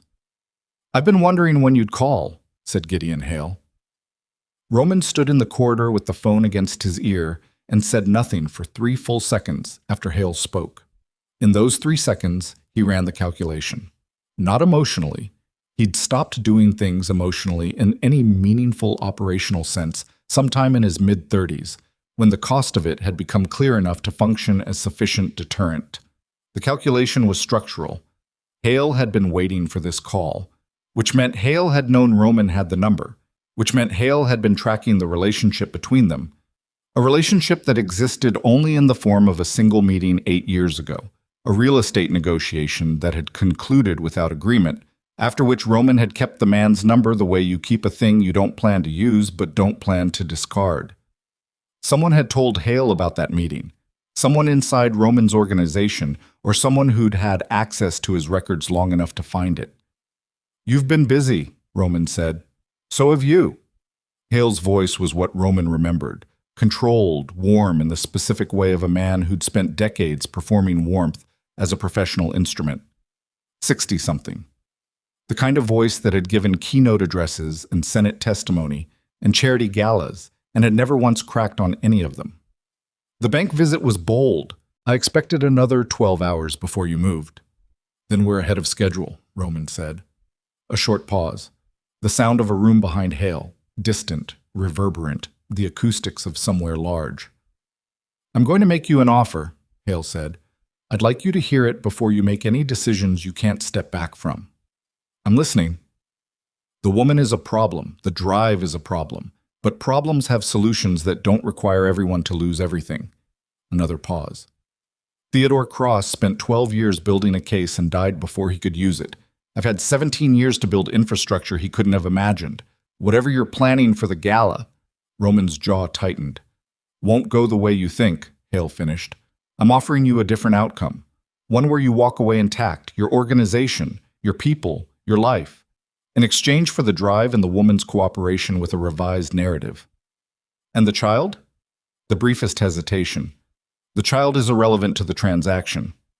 Then we don't have anything to discuss, Roman said. He ended the call. He stood in the corridor for 4 more seconds, looking at nothing, reorganizing everything.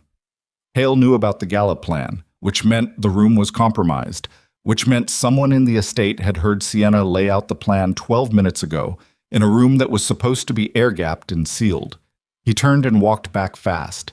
He opened the door of the workstation room without knocking. Sienna looked up.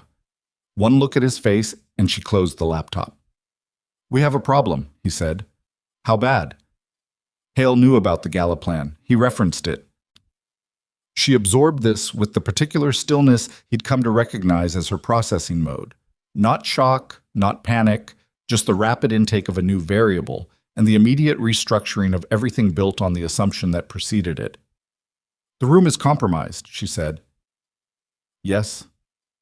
"How? This machine isn't networked." "The machine isn't." He looked at the room, at the walls, at the ventilation panel above the door. But the room might be. Yael appeared behind him in the doorway, already holding a scanning device, already running it along the wall without being asked, and Roman thought, not for the first time, that her value was less in what she found and more in how quickly she understood what she needed to look for. She found it in 4 minutes. Behind the ventilation panel, a listening device the size of a shirt button, hardwired into the building's existing electrical circuit, so it drew no battery power and produced no heat signature that a standard sweep would catch. Not placed recently. The dust pattern around the wire suggested it had been there for months. 3 months. Possibly longer. Roman looked at it. Then he looked at Dex, who had materialized in the doorway with the expression of a man who is building a very uncomfortable case against himself. "Your perimeter team installed that ventilation panel 8 months ago," Roman said. "Routine upgrade." "Yes," Dex said. His voice was flat. "Who contracted the installation?" A pause that lasted too long. "I'll find out," Dex said. "Find out in the next 10 minutes," Roman said. Sienna was already on her feet, already picking up the Ziploc bag, already doing the physical preparation for movement with the automatic efficiency of someone who had spent enough days in survival mode that readying to leave had become her default state. "They know the plan," she said, "which means they'll be ready for us at the gala." "Yes." "So we changed the plan." "Or we use the fact that they know the plan," Roman said. She looked at him. "If Hale thinks he knows what we're going to do," Roman said, "he'll position his people accordingly. He'll concentrate resources at the gala's AV infrastructure, the server access points, the network architecture, everything you told me you were going to hit." He paused. "Which means those resources will be pulled from somewhere else." "You want to use the broadcast plan as a decoy," she said. "I want to do both," he said. "The broadcast goes ahead, but not from inside the gala's network. From outside it, through a channel Hale hasn't been listening to, using infrastructure he doesn't know I have." He looked at her. "And while his people are watching the gala's AV room, waiting for us to try to access the system from inside, you're going to walk through the front door." The silence lasted 2 seconds. "As a guest," she said, "you were on the planning committee for 2 years. Your name is still in the Foundation's records.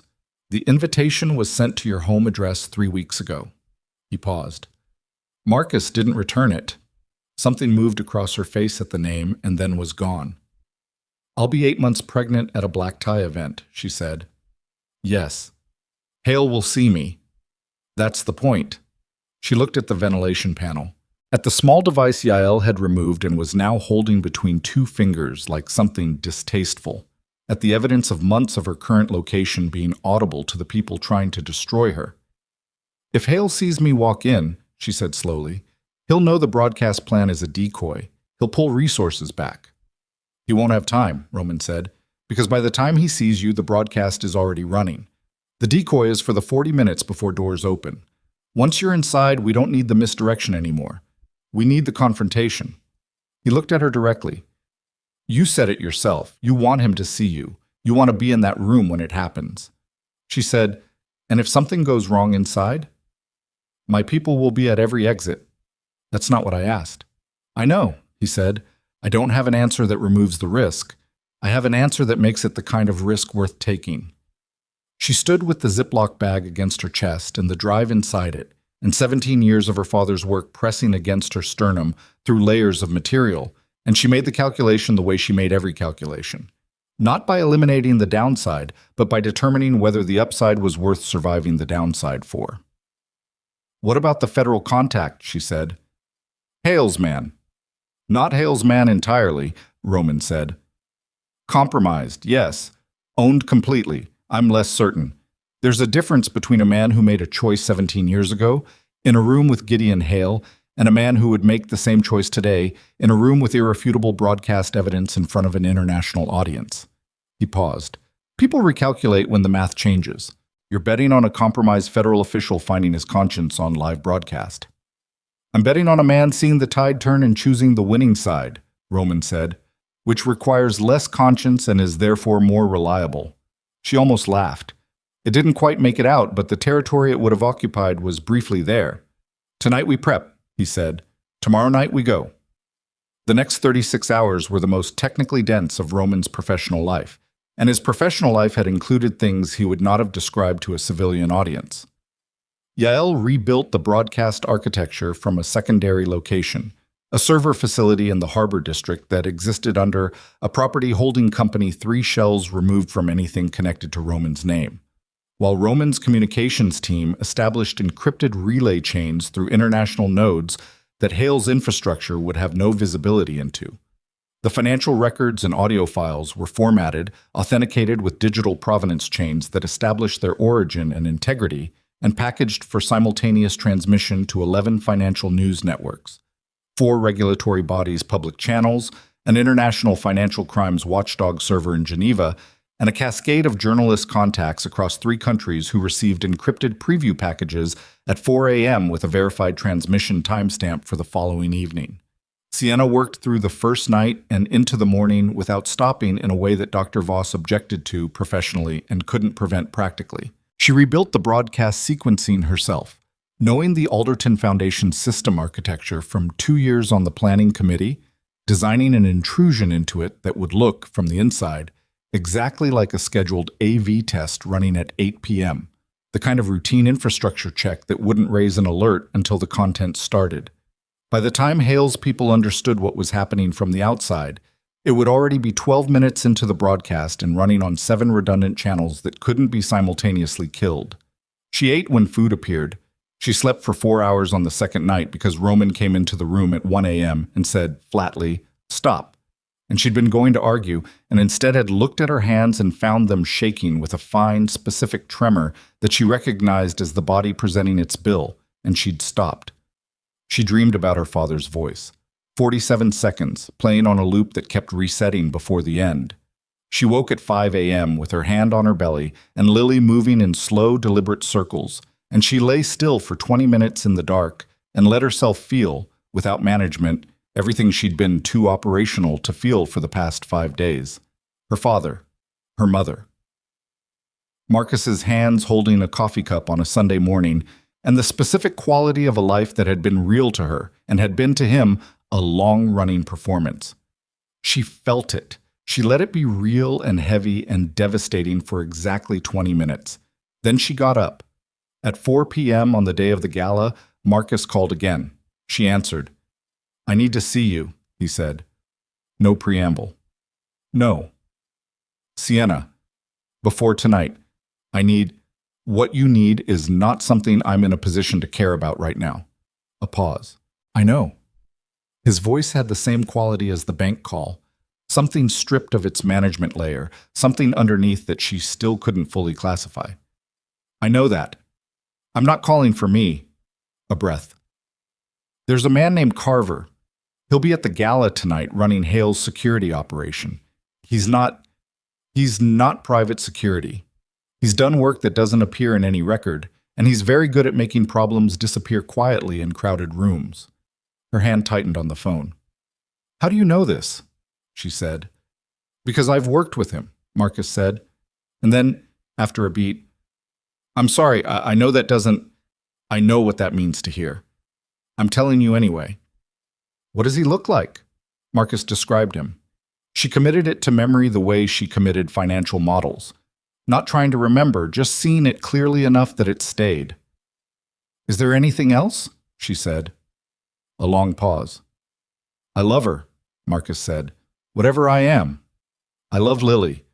I know you have no reason to." "Goodbye, Marcus," she said. She ended the call, sat with the phone in both hands for 30 seconds, then she went to find Roman.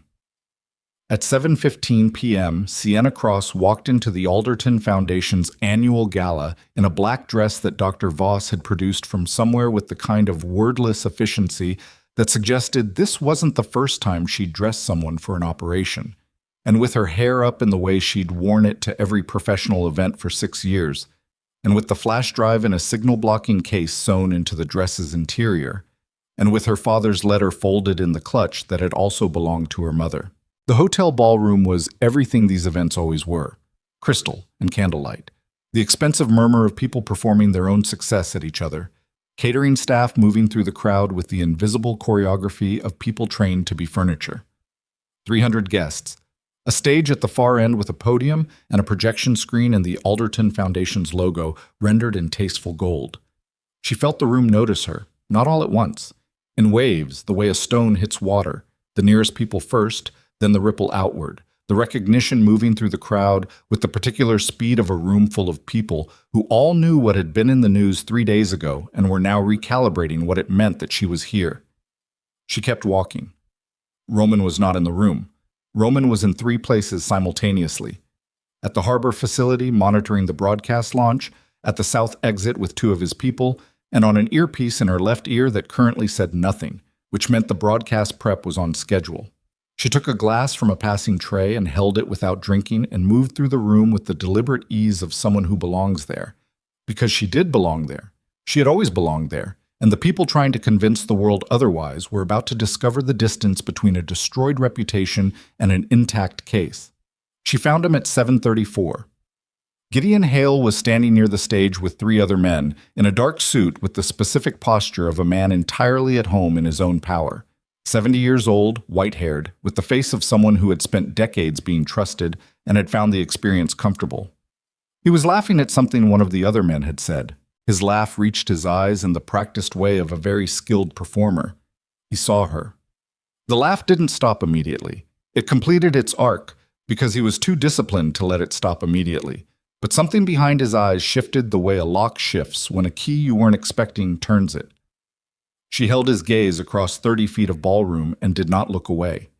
He said something brief to the men around him, and they redistributed themselves with the subtle choreography of a practiced security operation embedding itself in a social environment. She counted 3. Somewhere in the room was Carver.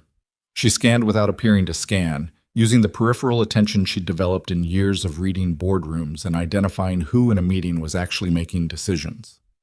There, near the east wall.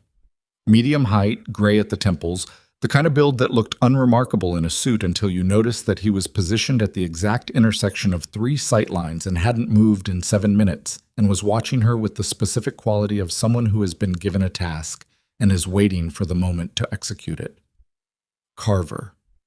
Her earpiece said quietly, Roman's voice. Broadcast is live, running on all channels, 12-minute lead before the in-room system activates. She breathed.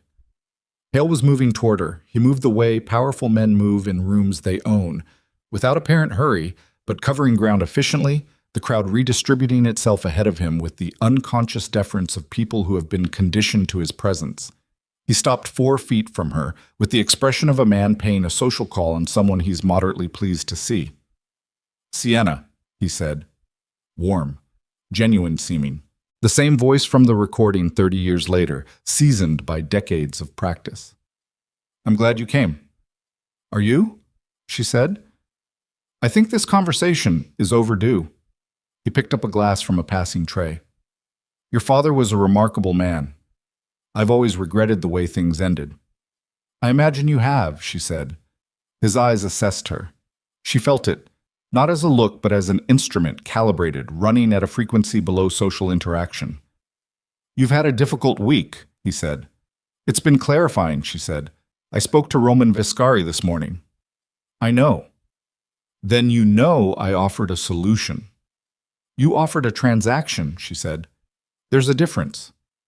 He looked at her pregnancy with a deliberateness that was not accidental, a reminder, she understood, of what she had to lose. You're very brave, he said. The word landed wrong, the way a compliment does when it's actually a threat dressed in admiration's clothing. My father was brave, she said. I'm just prepared. Something shifted in his expression. Not fear, not yet. But the first acknowledgement that a variable he'd been managing had moved in a direction he hadn't fully predicted. Behind him, across the room, the main projection screen activated. Not the Foundation's logo. Not a promotional reel. The first document. Cross-Capital Internal Records 2009. The parallel books. Offshore structures. Numbers and names in clean digital resolution on a screen 30 feet wide. The room noticed in the same wave pattern as her entrance, but faster and louder. A growing murmur that started near the stage and moved outward. The sound of 300 people's attention being redirected simultaneously. Hale turned to look at the screen. She watched his face in that moment, the precise second when a man of 70 years who has spent 5 decades building and maintaining a structure of power sees the foundation crack from the outside in a room where 500 cameras, personal phones, and 11 broadcast networks are all simultaneously recording. He turned back to her. The warmth was completely gone. What was underneath it was not rage. It was something colder and more fundamental, the expression of a man recalculating from first principles. "Turn it off," he said, very quietly. "I can't," she said. "It's not running from inside this building." His jaw moved. "Carver," he said, without looking away from her. A word aimed at a frequency she wasn't supposed to hear. "Carver is at the east wall," she said, "and Roman's people are at every exit." She watched him understand that the geometry of the room had been different from what he'd calculated, and that the difference had been established before he'd walked in. "You're going to destroy everything," he said. "I'm going to expose everything," she said. "The destruction is your work. I'm just finishing the accounting." The second document appeared on screen. The audio files were cued at minute 7. His voice, his words, 17 years old and absolutely clear. "My father spent 12 years building that case," Sienna said. She wasn't whispering. She was speaking at the volume of a normal conversation, but the room had gone quiet enough around them that it carried. "He died before he could use it. My mother died 3 years earlier, and I spent 7 years believing it was an accident. I spent 4 years married to a man who was your instrument." She held his gaze. "You took everything. You took it carefully and thoroughly and over a very long time, and you were very good at it." She paused. "But you were not good enough." The first audio file began playing through the ballroom's sound system. His voice, unmistakable, coming out of the same speakers that had broadcast every keynote address he'd given in this room for 8 years. "Cross is going to be a problem if he makes it to the committee. We need to handle the testimony." The room's silence had a texture now. The specific quality of 300 people in formal wear processing information that did not belong in this setting and could not be walked back. Hale looked at the screen, at the crowd, at the phones already raised, already recording, already transmitting. He looked at her. "What do you want?" he said. The warmth was gone. The calculation was gone. Underneath it all was something she hadn't expected. Not the coldness of a predator, but the flatness of a man who has run his options and found them reduced to one. "I want you to stand here," she said. "I want you to stand here, and I want every person in this room and every camera watching those broadcasts to see your face while the rest of it plays." Something happened then that she hadn't anticipated. A sound from across the room, movement near the east wall. She looked. Carver was not at the east wall anymore. He was 12 feet away and closing. Her earpiece, Roman's voice, sharp. "Sienna, east side, move left, now." She moved left. Instinct and the voice in her ear simultaneously. She moved left and put a column between herself and Carver's sightline, and felt rather than saw the disruption in the crowd as Roman's people converged from 2 directions. And the next 20 seconds were a chaos of movement and shouting, and the specific noise of a formal event becoming something else entirely, glass somewhere, someone's chair. The crowd breaking into its component people, all deciding simultaneously which direction was away. She kept moving. Her hand was on her belly, and she was breathing, and she was moving through the crowd toward the stage because the stage was elevated and the stage was visible, and visible was where she needed to be. She made it to the steps. She climbed them. She turned and faced the room from the stage with the projection screen behind her still running. Third document now, the offshore structures, Hale's name in the transaction chain, and the ballroom in front of her reorganizing itself in real time. Some people fleeing, some people stopped and staring with their phones up, and somewhere in the middle of it, Hale standing very still, while 2 men she recognized as federal agents, not Hale's men, Different men, men who had apparently been in the room since before she arrived, were moving toward him with the specific purposefulness of people who have warrants and have been waiting for broadcast confirmation to execute them. Roman had said the federal contact was compromised. He had not said there were no other federal contacts. She understood, from the stage, looking down at the room, that Roman had made different calls than the ones he'd told her about. That the infrastructure he'd quietly built over the last 36 hours had included channels she didn't know existed because he'd correctly calculated that she didn't need to know everything to do her part, and that some things were safer to learn after the fact. She would have words with him about that. Later. Right now she stood on the stage in her mother's clutch and her father's case, and she watched Gideon Hale, 30 feet below her, become a man who understood that the thing he'd spent 17 years preventing had just become irrevocable. He looked up at her. She looked down at him. And then the fourth audio file started, and his own voice filled the room for the second time, and she watched his face in the moment it did, and she held his gaze through all of it, because she had promised herself, standing in a bus shelter in the rain 5 days ago, with $43 and a cracked phone and a pregnancy and nothing else, that if she ever got to this moment, she was going to be present for every second of it. She was. The cramp hit at 8:47 p.m. Not the hip ache, not the lower back. Something different, lower, forward, specific, the kind that doesn't pass in 5 seconds and doesn't respond to breathing through it, the kind that arrives with the particular authority of something that has made a decision and is not interested in the current scheduling conflict. She gripped the podium. Her earpiece, Roman's voice, and something in it she hadn't heard before. Sienna. "I know," she said very quietly. "We need to—" "I know," she said again. She looked out at the room, at the screen still running behind her, at the federal agents and at Hale between them and at the phones and the cameras and the evidence playing an irrefutable sequence to an audience that now extended through 11 broadcast networks to several 100,000 people and growing. It was done. Or enough of it was done that what remained couldn't be undone. She let go of the podium. The second cramp arrived 40 seconds after the first, and it was stronger, and she thought, with the specific clarity of a woman who has spent 5 days surviving impossible circumstances and is now facing one more. Not yet. Give me 10 more minutes. Lily, apparently, had her own timeline. Roman appeared at the side of the stage. She didn't know how he'd gotten there. She hadn't seen him enter the room. But he was there, moving up the steps toward her with the contained urgency of a man who is not running, because running would cause panic, but is moving at the absolute maximum speed that doesn't look like running. He reached her. He didn't say anything. He put one hand at her back, not gripping, the same directional pressure as the bank, the same, you don't have to do this alone, but the direction is your choice. And she leaned into it slightly, just slightly. The amount that wasn't dependence, but was acknowledgement. And she took one step toward the stage stairs and then another, and the room below them was still moving and recording and broadcasting, and behind them on the screen her father's voice played for the first time to an audience larger than one.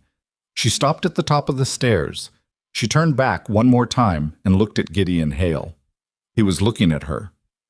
Not with the flat recalculation of before, not with the performed warmth of a man managing a room, with something else, something older and more fundamental, the look of a man seeing clearly, possibly for the first time in a very long time, the full weight of what he'd spent a lifetime doing. She held it for 3 seconds. Then she turned away and walked down the stairs and through the ballroom toward the door, Roman's hand at her back, and the third cramp arrived before she reached the lobby, and she kept walking.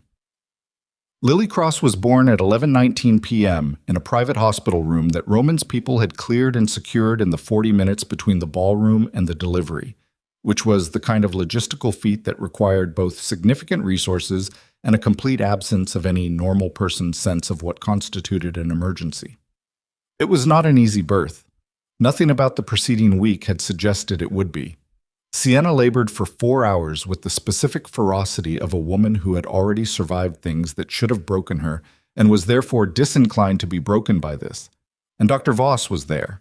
Voss had been in the second car, which Sienna hadn't known and which Roman had arranged without announcing it, in the same way he'd arranged the federal agents in the ballroom without announcing them. The pattern of a man who prepared for contingencies he didn't mention because mentioning them would mean discussing the possibility of failure, and he'd apparently decided that was not a conversation he was going to have. At 11:19 p.m., Lily arrived. She did not arrive gently or ceremoniously. She arrived the way she'd been living for the past 8 months, with complete indifference to external circumstances and a vigorous personal agenda that didn't account for anyone else's timeline. She was loud about it. Sienna, who had not made a sound through 3 hours of labor that would have leveled most people, heard her daughter's voice for the first time and made one sound herself. Not words, not crying, just a single exhale of something so compressed and so long held that it didn't have a name. She held Lily against her chest in the damp exhaustion of the aftermath, and the baby was red-faced and furious and entirely herself, and Sienna looked at her for a long time without speaking.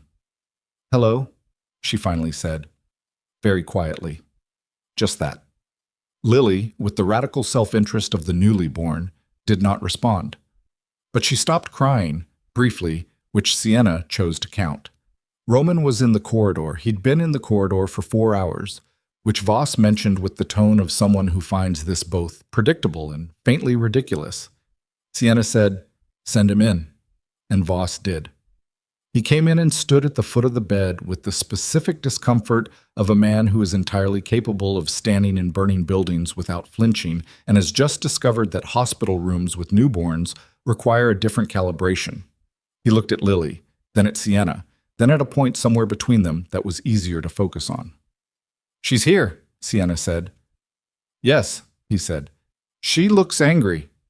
"She looks like you," he said. It was not the kind of thing Roman Vescari said.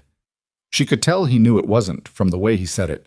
Not pulled back, just stated, the same way he stated operational facts, as if this had simply become one.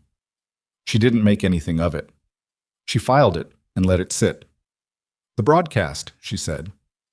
"Still running on 6 of the 11 channels. The other 5 had content pulled by network legal. Standard cautionary procedure. The 6 that are running are enough." He moved to the chair beside the bed and sat, which told her he'd been standing in that corridor for 4 hours and was now done performing composure. Federal agents executed warrants on Hale and 2 members of his staff at 9:15 p.m. The director of the Financial Crimes Unit, the compromised one, was placed on administrative suspension at 10:40 p.m. pending review. That review will not be brief. "Who authorized the agents in the ballroom?" she said. "The ones who weren't the compromised channel." A pause. "There's a deputy AG in the Eastern District," Roman said. "I've had a functional relationship with her office for 4 years. She's meticulous, she's not connected to Hale's network, and she'd been building a separate case against Hale's offshore structures through a tax enforcement lens for 18 months. She needed the evidentiary foundation." He paused. "Your father's records gave her 17 years of it." "You called her before the gala." "I called her 36 hours before the gala." Sienna looked at him. "You said you were rebuilding communication from scratch." "I was rebuilding the channels Hale was monitoring," Roman said. "The deputy AG communication went through a channel he didn't know existed." She was quiet for a moment, then, "You coordinated a federal enforcement operation and didn't tell me." "I told you everything you needed to do your part," he said. "Your part required you to walk into that room believing the broadcast was the primary mechanism. If I'd told you the federal team was already positioned, you'd have been watching the room instead of watching Hale, and Hale would have seen it. It was logical. It was also an independent decision about what she needed to know, made by a man who had no formal authority over her, and she was going to take the time to be genuinely angry about it once she'd slept for approximately 16 hours. "We'll discuss that," she said. "Yes," he said, in a tone that acknowledged the discussion was coming and had no particular objection to it. She looked down at Lily, who had fallen asleep with the absolute commitment of someone for whom the world is not yet complicated. "Marcus," she said. Roman said. He came forward voluntarily at 10 p.m., presented himself to the deputy AG's office with counsel, and offered full cooperation in exchange for a negotiated arrangement. A pause. "His cooperation has been described as comprehensive." She absorbed this. Is that why you didn't seem surprised when he called me at the bank? I'd been in contact with his attorney since the morning after you arrived at the estate, Roman said. Marcus had been trying to find a way out of Hale's operation for approximately 14 months. He didn't have a mechanism until I provided one. She looked up at him. You used him. I gave him a path to do the thing he was already trying to do, Roman said. Whether that's using him depends on your definition. He was the one who had me framed. He participated in the operation, Roman said carefully. The design was Hale's, the offshore entity, the credential duplication, the federal investigator placement. Those required resources Marcus doesn't have. He provided access and intelligence. He also provided, in the end, the information about Carver that kept you safe in the ballroom. She sat with that. It didn't resolve cleanly, and she didn't try to make it. Some things didn't resolve cleanly. She was old enough now at this specific moment, in this specific room, to understand that the ledger on Marcus Webb was going to take years to properly balance, and tonight was not the night to start. The gala, she said. Carver, what happened? My people detained him at the east exit at 8:52 p.m. He's in federal custody. His real name is not Carver. That'll take time to fully unravel, but the deputy AG is motivated. Roman looked at his hands briefly, then back at her. He's connected to at least 2 deaths that occurred in the years between your mother's accident and your father's. She breathed. My mother, she said. The investigation is open. The accident reconstruction from 7 years ago is being reviewed with the audio file as evidentiary context, he paused. I can't tell you what they'll find. I can tell you that the people who would have suppressed the findings no longer have the ability to do so. It was not closure. She hadn't expected closure. Closure was a fiction sold to people who hadn't lived through things like this. What was real was the slow, incremental reclassification of mystery into fact, which was harder and took longer and was the only honest version of resolution available. She looked at her daughter sleeping. The company, she said. Alderton Capital's board convened an emergency session at midnight. 3 members resigned. The remaining board issued a statement acknowledging the evidence and committing to full regulatory cooperation. Roman paused. Your legal status, the embezzlement charges, was formally suspended by the federal prosecutor's office at 11:05 p.m., pending case review. That review will likely conclude within 60 days and result in full dismissal. And the $47 million. Trace back through the offshore structure to a Hale-connected fund. The reversal process will take time, but the pathway is established. He looked at her. The company is legally yours, Sienna. Your father's original shareholding structure was never properly extinguished in the merger, another irregularity in the records he documented. With the merger records unsealed, your inheritance claim is intact. She closed her eyes for a moment. Not relief, something more complicated than relief. The specific weight of receiving back a thing you'd stopped letting yourself want. I don't want to rebuild it the way it was, she said. I know. I want to... She stopped, looked at Lily. I want it to be something he'd recognize as worth what it cost him. Roman said nothing. It was the right response. She opened her eyes. You need to tell me about the call, she said. The one you made to Hale from the corridor, after I laid out the gala plan. The room was very still. Roman looked at her with the expression of a man who had been waiting for this specific question and had not decided whether he was glad it had arrived. You knew about that, he said. I suspected it. From the way you came back into the room after. You'd recalibrated. You knew things you hadn't known before. She held his gaze. What did you say to him? Beyond what you told me. I told him I had the drive and I was willing to negotiate, Roman said. I told him the broadcast plan was real and could be stopped if he moved certain assets into a structure I controlled by midnight. She stared at him. I was baiting him, Roman said. I needed him to believe we were negotiating so he'd concentrate his people on the financial countermove rather than the physical security question. If he thought he could buy his way out, he'd spend the hours before the gala managing an asset transfer rather than reinforcing the room. He paused. It worked. Carver was the only security he kept at the event. The rest of his people were managing the financial extraction he thought would neutralize us. She sat with this for a long moment. You told him you had the drive, she said. Yes. Which confirmed to him that we'd been to the bank. He already knew. He told me so. And if he'd called your bluff? If he'd agreed to your terms? He couldn't, Roman said. The assets I named were specific ones he couldn't move without triggering the regulatory flags the deputy AG had already set up. I knew he'd refuse. Refusing meant he committed to the room as his countermeasure, which was what I needed. She breathed, in and out. You take a lot of unilateral decisions, she said. Yes, he said, without apology, but also without the defensiveness of a man who thinks the observation is wrong. I need that to change, she said. If we... She stopped, reconsidered the sentence. If there's anything going forward that involves both of us, I need that to change. The word forward sat in the space between them. Agreed, he said. It was not a negotiation. It was just two people in a hospital room at midnight acknowledging something that didn't have a shape yet, but was present. 3 days later, Sienna gave her first formal statement to the deputy AG's office from the hospital room. Lily asleep in the bassinet beside her and a recorder on the table, and a federal attorney across from her who had the specific exhausted intensity of someone who'd spent 72 hours without adequate sleep processing 17 years of documentary evidence. The statement took 4 hours. Sienna was precise, sequential, and complete. She did not editorialize. She did not perform grief or rage for the record.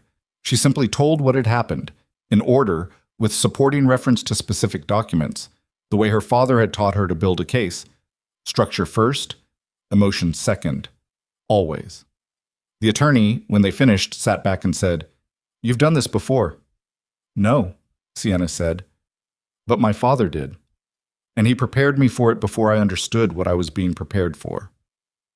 Hale was formally charged on 17 counts 11 days after the gala. The arraignment was covered by every financial network that had broadcast the evidence, and Sienna watched 12 minutes of it from her kitchen. The house she'd rented in the weeks following the hospital, a real house with a yard and walls that didn't belong to Roman's estate, before turning it off. She didn't need to watch it. She knew what it contained. The corruption of the financial crimes director resulted in a parallel federal investigation that ultimately implicated 2 additional members of Hale's congressional network and 3 Alderton board members who'd been aware of the original merger irregularities. None of this happened quickly. None of it was clean. The legal process ground forward with the specific pace of institutions built to withstand pressure in all directions, which meant they moved slowly in every direction, including the correct one. Sienna's attorney, a woman she'd found herself independently from a firm with no prior connection to Alderton or Hale's network, managed the timeline with the steady professionalism of someone who understood that justice wasn't an event, but a process. Marcus Webb entered a cooperation agreement that reduced his exposure substantially in exchange for complete disclosure. The full scope of his involvement was harder to read than the clean narrative a villain would have allowed.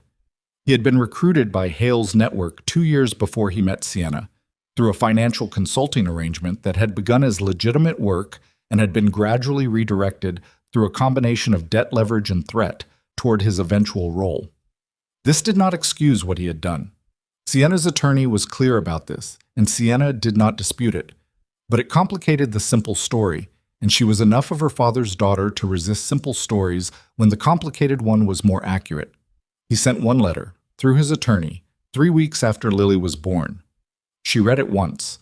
It said what she'd already known it would say, that what he felt was real even when what he did wasn't, that he understood she owed him nothing, that he hoped, at some unspecified point in a future he made no claims on, to know his daughter.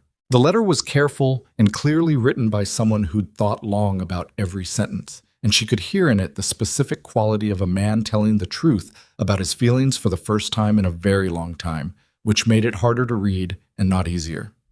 She kept it. She didn't respond. She put it in the same box as her father's letter and her mother's jewelry and the sealed evidence bag that had held the flash drive, a collection of the things that had made her and unmade her and would take a long time to become part of a story she could tell without the weight of it sitting directly on her sternum. The company took 3 months to formally transfer. The legal process of reestablishing her shareholding through the corrected merger documentation was exactly as complicated as Roman had warned her it would be, and there were weeks where the outcome felt genuinely uncertain, where Hale's defense attorneys made arguments about the validity of the unsealed records that required her own legal team to respond with precision and patience. She stayed involved in every decision. She read every filing. She understood through this process that her father's case had not just been about evidence. It had been about the willingness to stay in the room long after staying in the room was comfortable, and she'd inherited that from him the same way she'd inherited his eyes. When the transfer was finalized, she was sitting in her kitchen with Lily and the bouncer on the table, and her attorney called and said, "It's done."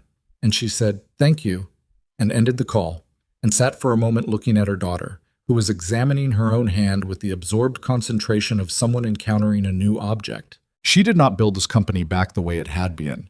She spent 6 weeks consulting with people she trusted, and the list of people she trusted was shorter and more carefully selected than it had ever been, which she considered, on balance, an improvement, before presenting a restructuring plan that converted a significant portion of the company's operational capacity into a financial transparency organization.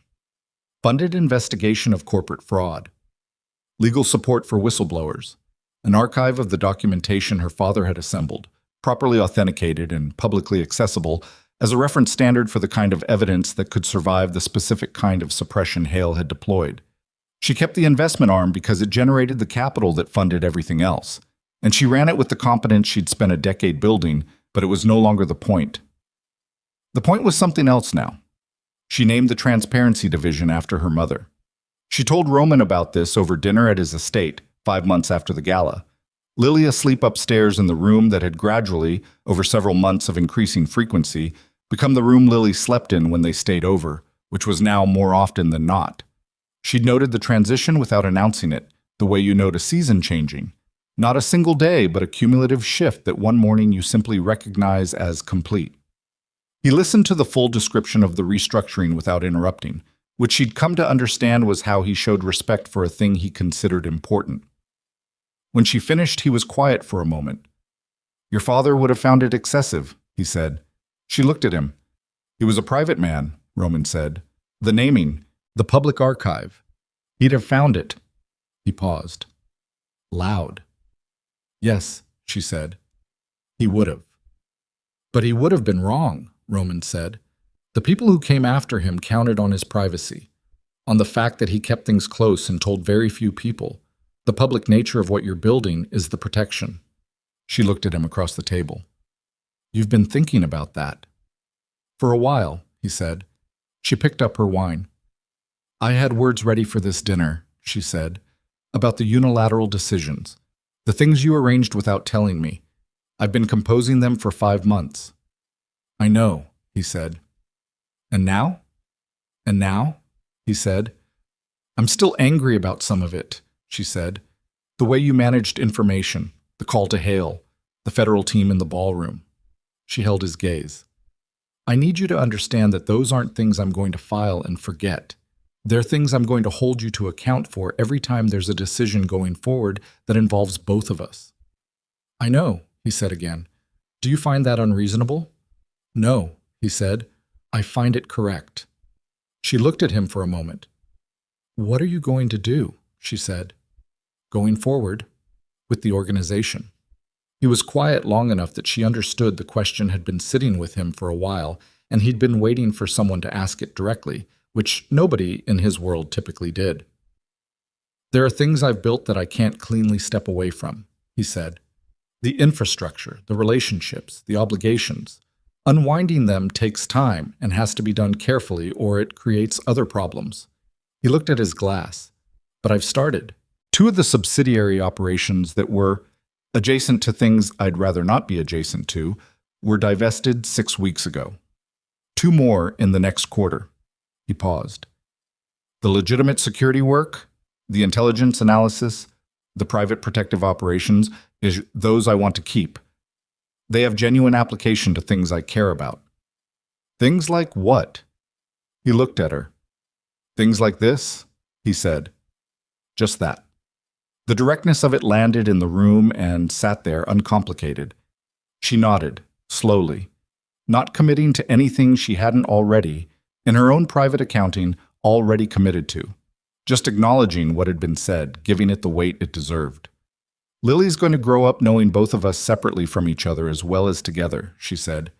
She needs to see both of those things, not just the version where everything makes sense. Agreed.